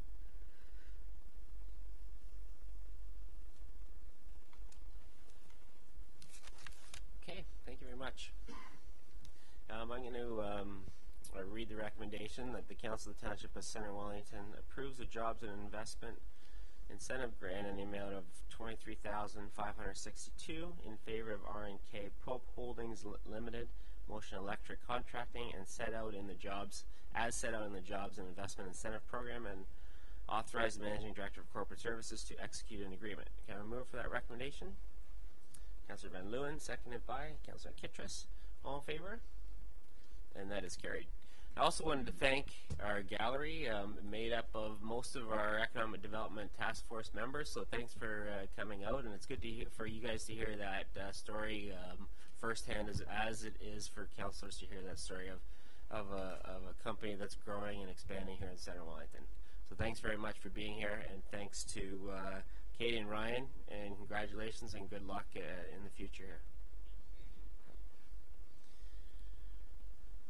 Okay, moving on to an item that we've all been waiting for with bated breath, the appointment of a livestock investigator. And we have a report, an exciting report from our Supervisor of Customer Service and Deputy Clerk. Do you have anything to add to that report? Any questions from Council? Okay.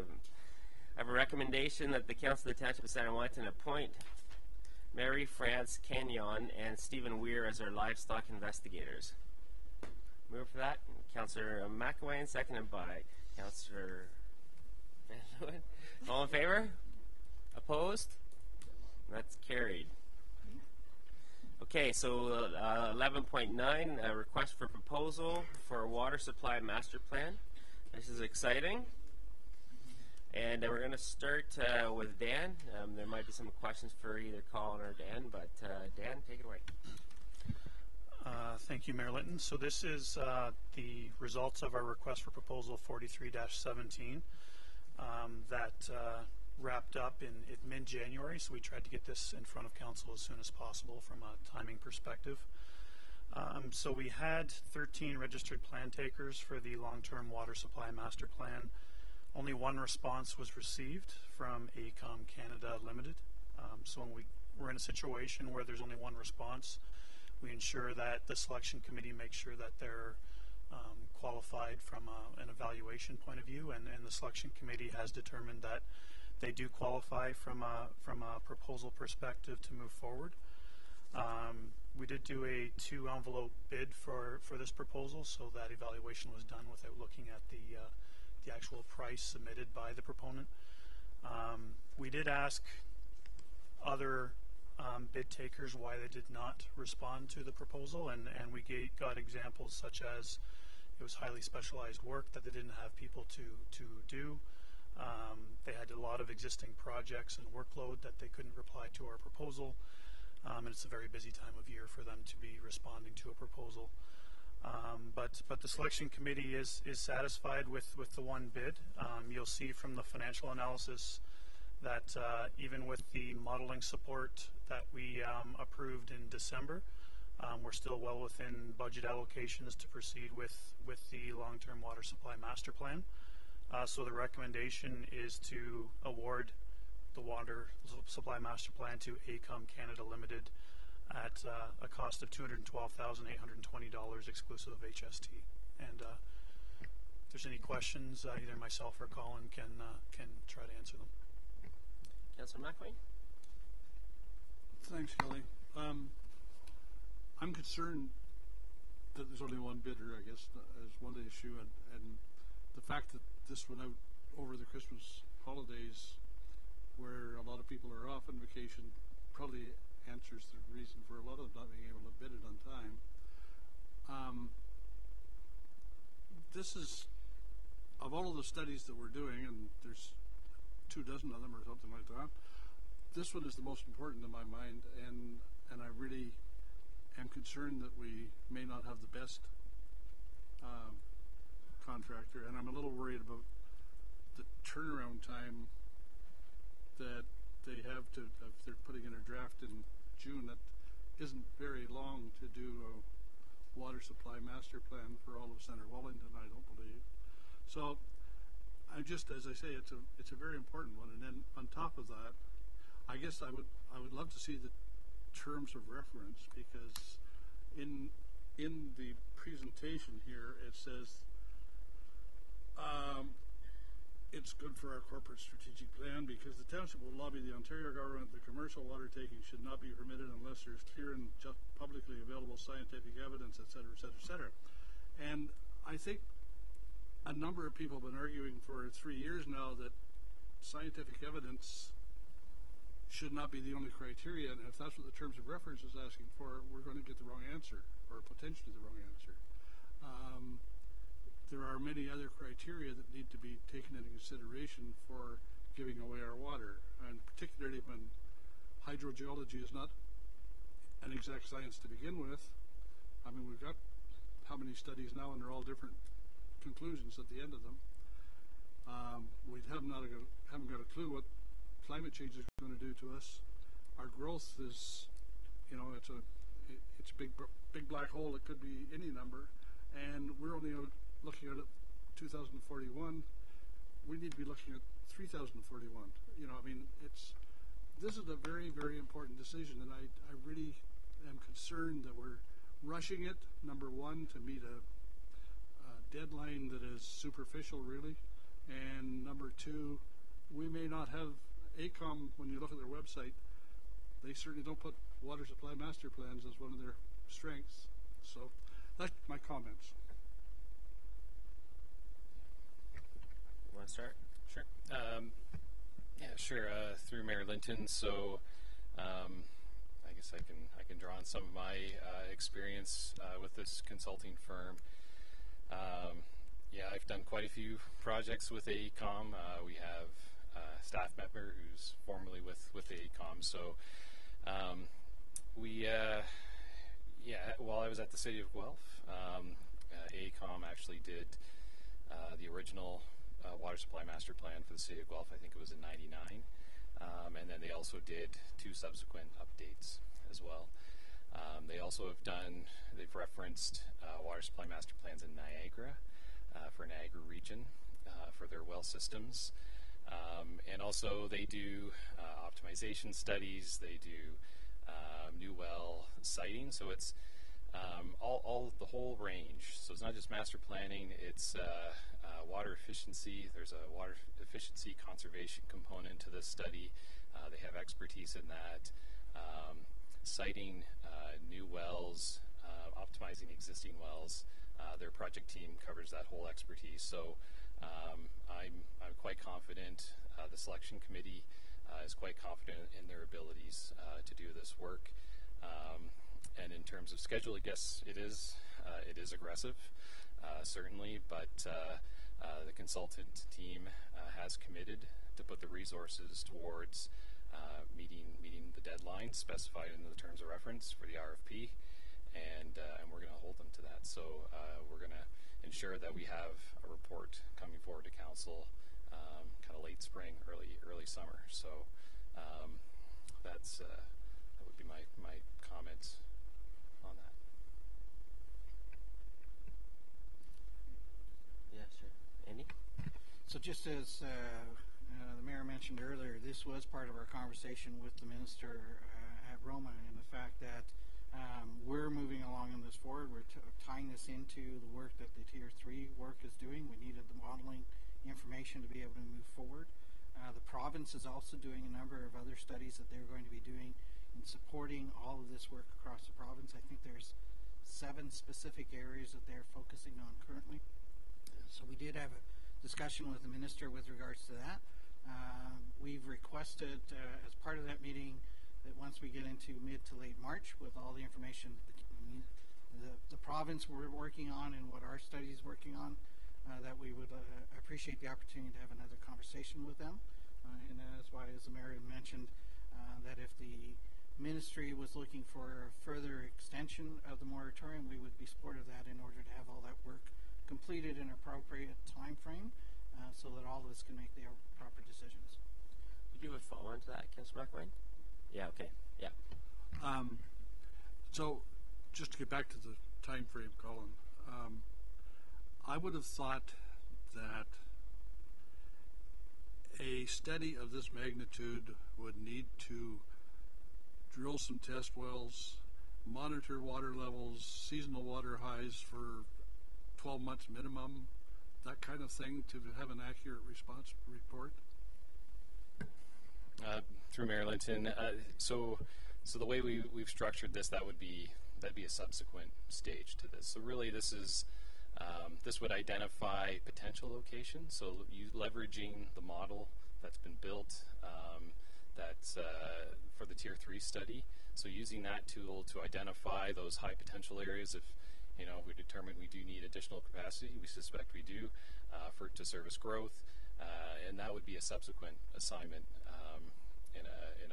for future work to look at drilling test wells, doing pumping tests, looking at water levels. This is kind of mapping out the process.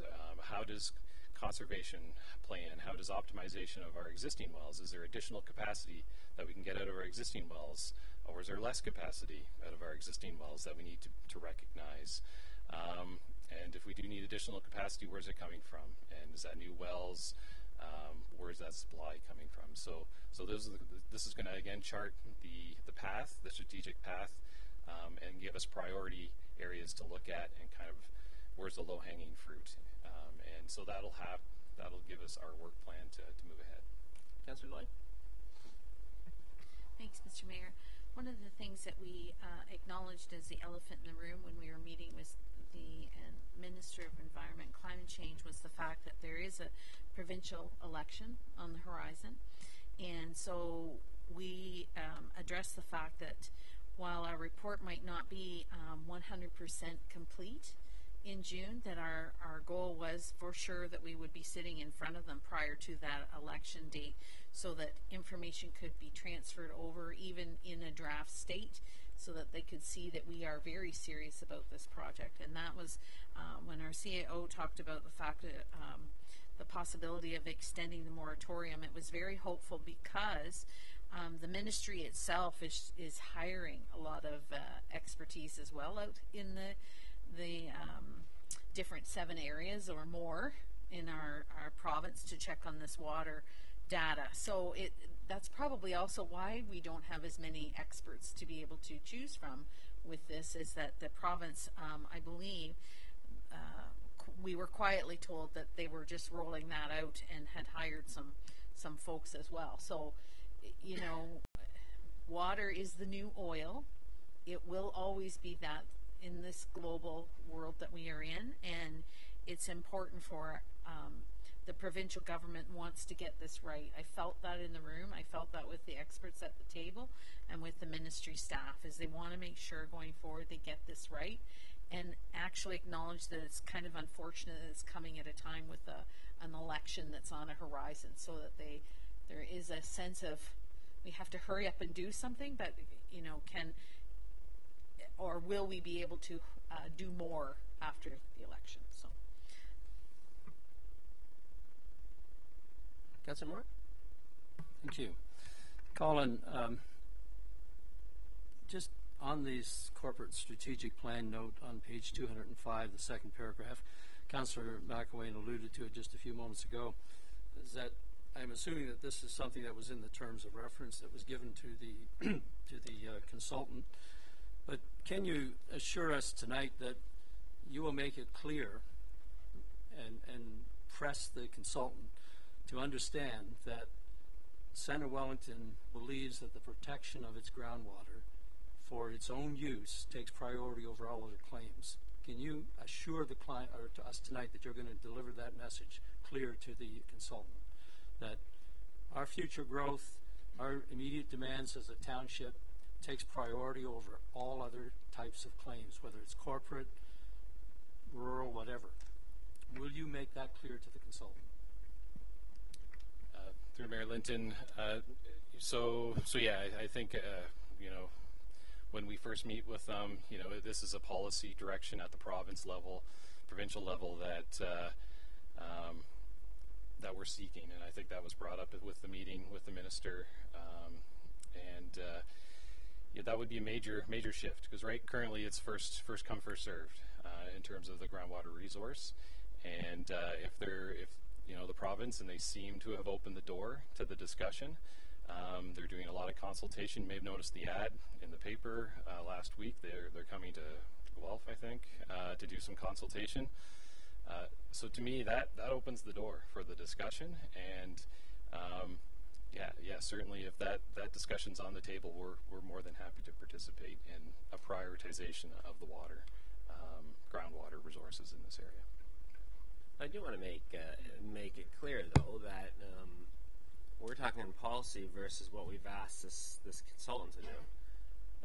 When we met with the minister, we made it clear that we would support the ministry changing the water taking regime in Ontario so that municipalities become priorities over all other requirements. That's policy. So the second piece is we want to bring on a consulting company to look at our long-term water supply here in Centre Wellington. That's science-based. That's evidence-based. That is, what do we have when we put the modeling together? How are we looking when it comes to our long-term water quantity? So they're not going to get into policy discussions. That's left at the political level. So I can't imagine that that non-science-based or non-evidence-based work is going to be done by this consultant, because that's not what we've hired them to do. There are other arguments that will come into play, but I don't want to set expectations at this table that consultant that we want to bring on are going in that direction. This is going to be a science-based activity, correct? Yeah, so the consultant will demonstrate the need, so capacity need into the future. We'll be looking at new wellhead protection areas, what capture zones, and what areas do we need to protect through source water going into the future. So this will all be part and parcel of this assignment. Get smack. Thanks, Shelley. Just kind of following up a little bit in our previous discussion where you listed a bunch of things that were, quote, low-hanging fruit. My concern with the low-hanging fruit is that it's all short-term. We're talking to 2041, and that's where there's a disconnect here. I think, and evidence-based, if we're going truly evidence-based, that's as far as they can go. And that's the concern that I have, and a lot of other people have, is that 2041, the world is not going to end. We're not going to suddenly have a huge amount of water coming in. And so, but on the other hand, to respond to something Kelly, I guess, said about the province, the work that's being done right now on expanding the Greenbelt, one of the things that they have there is protection of clean water for a growing population, and they say pressure on water supplies are increasing, population growth, climate change, and upstream activities contribute to declines in water quality and quantity across the Greater Golden Horseshoe. Proactively protecting water will improve water quality for the next generation.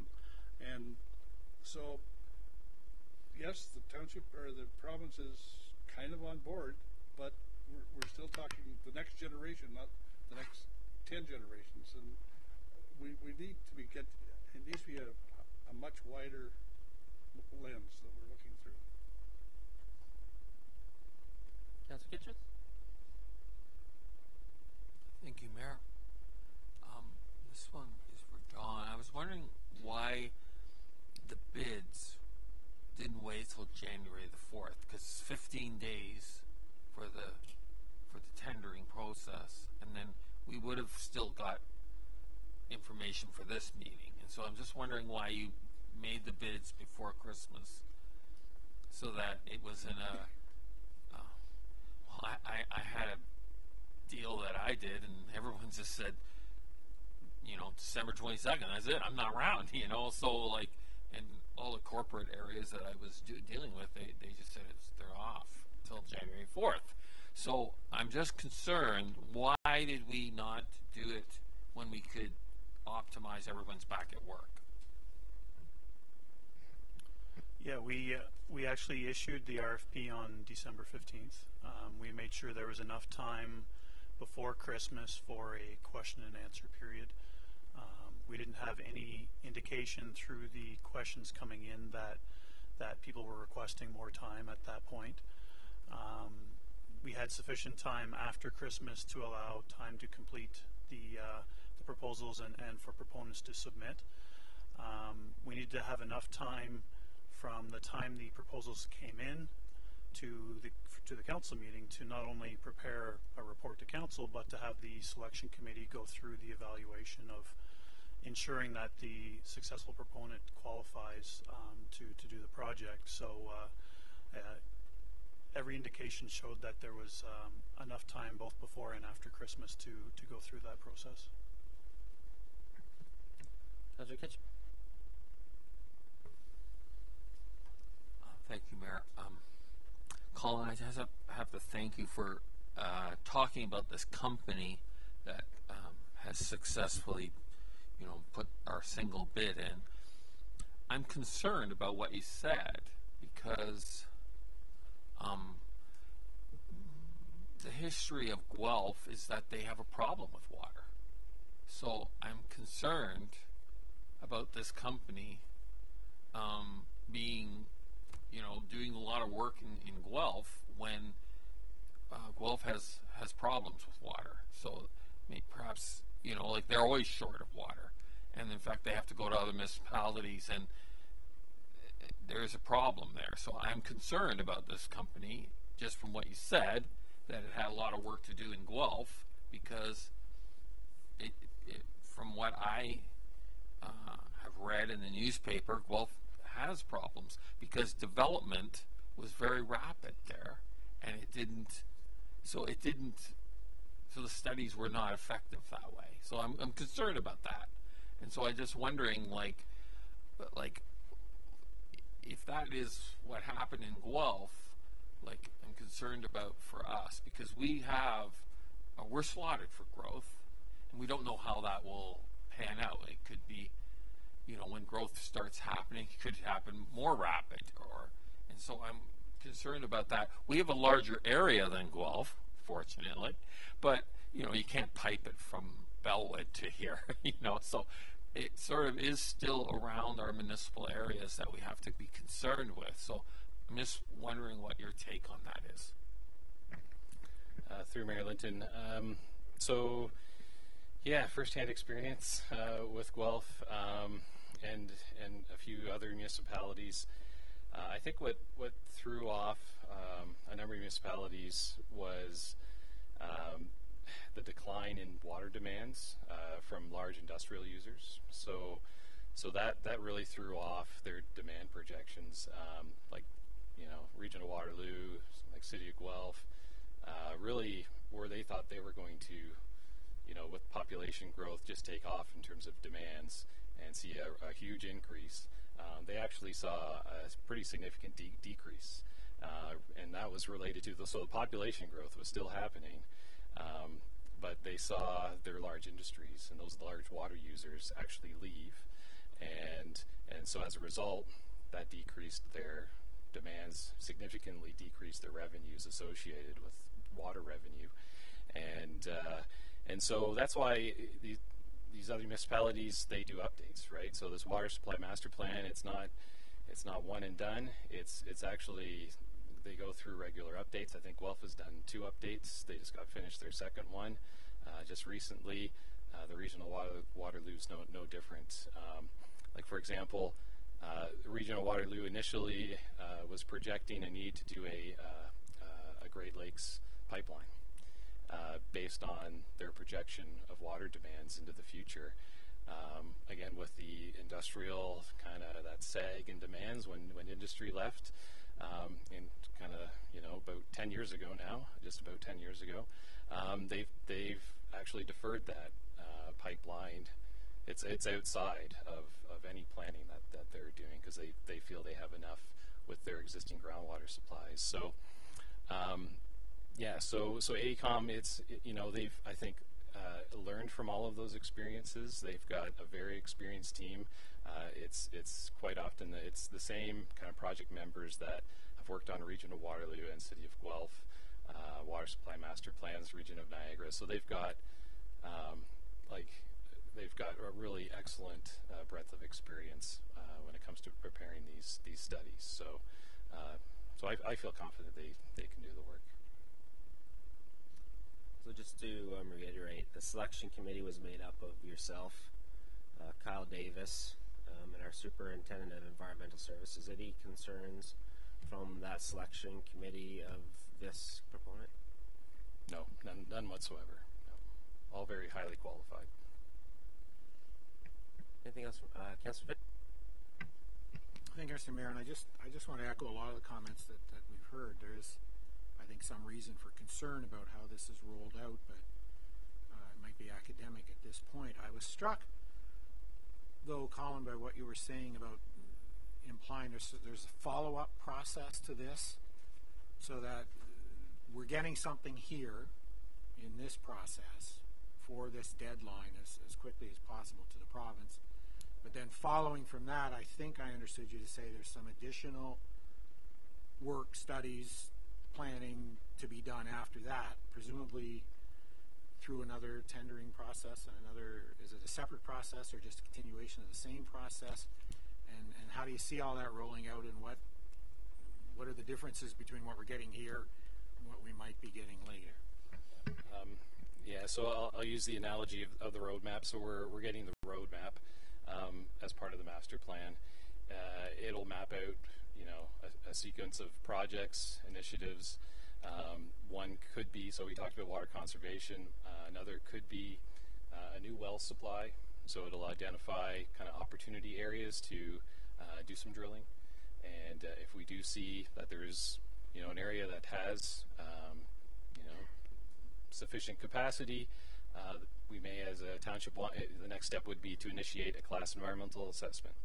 So we need to do a pumping test, look at environmental features, and look for potential impacts to the natural environment, to the man-made environment as well, as a result of this new well. So and that process, I've been through it. That can take a long time. So that can take years to establish a new well. To be honest, it's a long, there's lots of study required, and so that is a separate process that would occur after the master plan, as an example. Councillor Fisher? Just one follow-up. So just to be clear, and probably to oversimplify it, but I just want to make sure I understand. Is it true to say this will be the study that tells us, within whatever the horizon is, and I kind of share that concern too, but anyway, whatever the horizon is, you, Centre Wellington, will need to find and bring on more water for your needs, and then the subsequent is sort of the detailed implementation of that? Is that what we're getting now? Yeah, so it'll assess our current capacity, so identify our baseline, what we can reasonably extract with our existing well system. We have an idea, but we need to confirm that. Whether we can increase or decrease at some locations, that's going to be, so we'll establish a baseline, layer on things like what's our existing commitments. So we have growth that's still occurring. We have subdivisions that have been approved, so we want to make sure we have capacity available for approved subdivisions, but not yet constructed. And then on top of that, what do we need beyond that? So what kind of capacity do we need to 2041? And 2041 is the planning horizon. Like, that's from a engineer's perspective. We rely on the planning population and employment projections that are issued by the province in order to determine what our water demands will be. So those are the numbers that we will use to determine what that future water demand for our community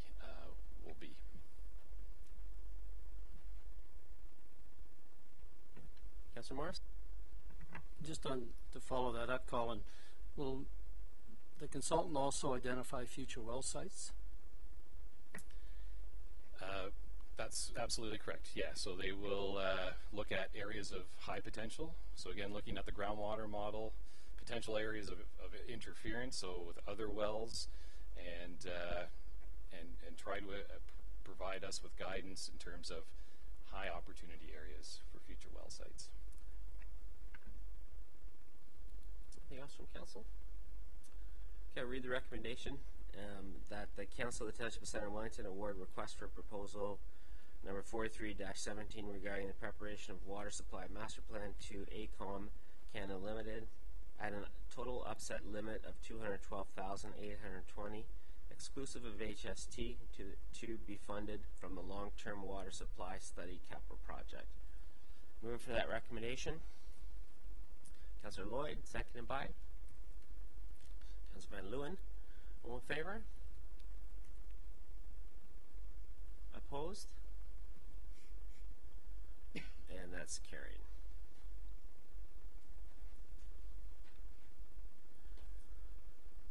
Okay, moving on to, we have just a few information items.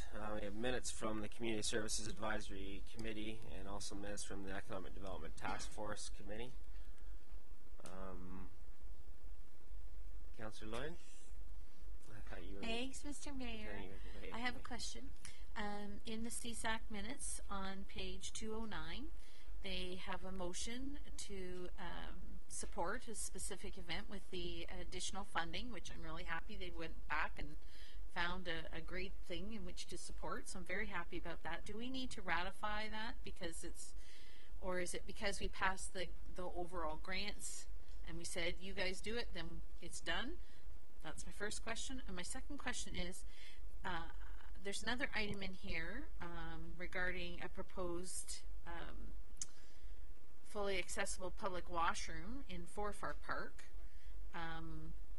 Do we need to advance that from the CSAC minutes into council to move that forward? Through you, Mr. Mayor, well, firstly, there was no quorum at CSAC, so there's no formal decision from the committee. That's why it says informally in the motion. And in both instances, the recommendation or no, firstly, the recommendation of the funding, that will be discussed at the next CSAC meeting. Hopefully we do have a quorum, and hopefully we will have a formal motion to bring forward to council for approval. So there will be a council report based on that, as well as anything that's going to come out of the Forestry Park washroom. That too will come to council in a report and a formal agreement. Councillor McElwain? Thanks, Gilly. In the Economic Development minutes, page 211, at the bottom there is a paragraph entitled Sponsorship and Naming Rights. My understanding, Brian, I mean, this is in Economic Development, it's not in CSAC, but my understanding is that that relationship had ended.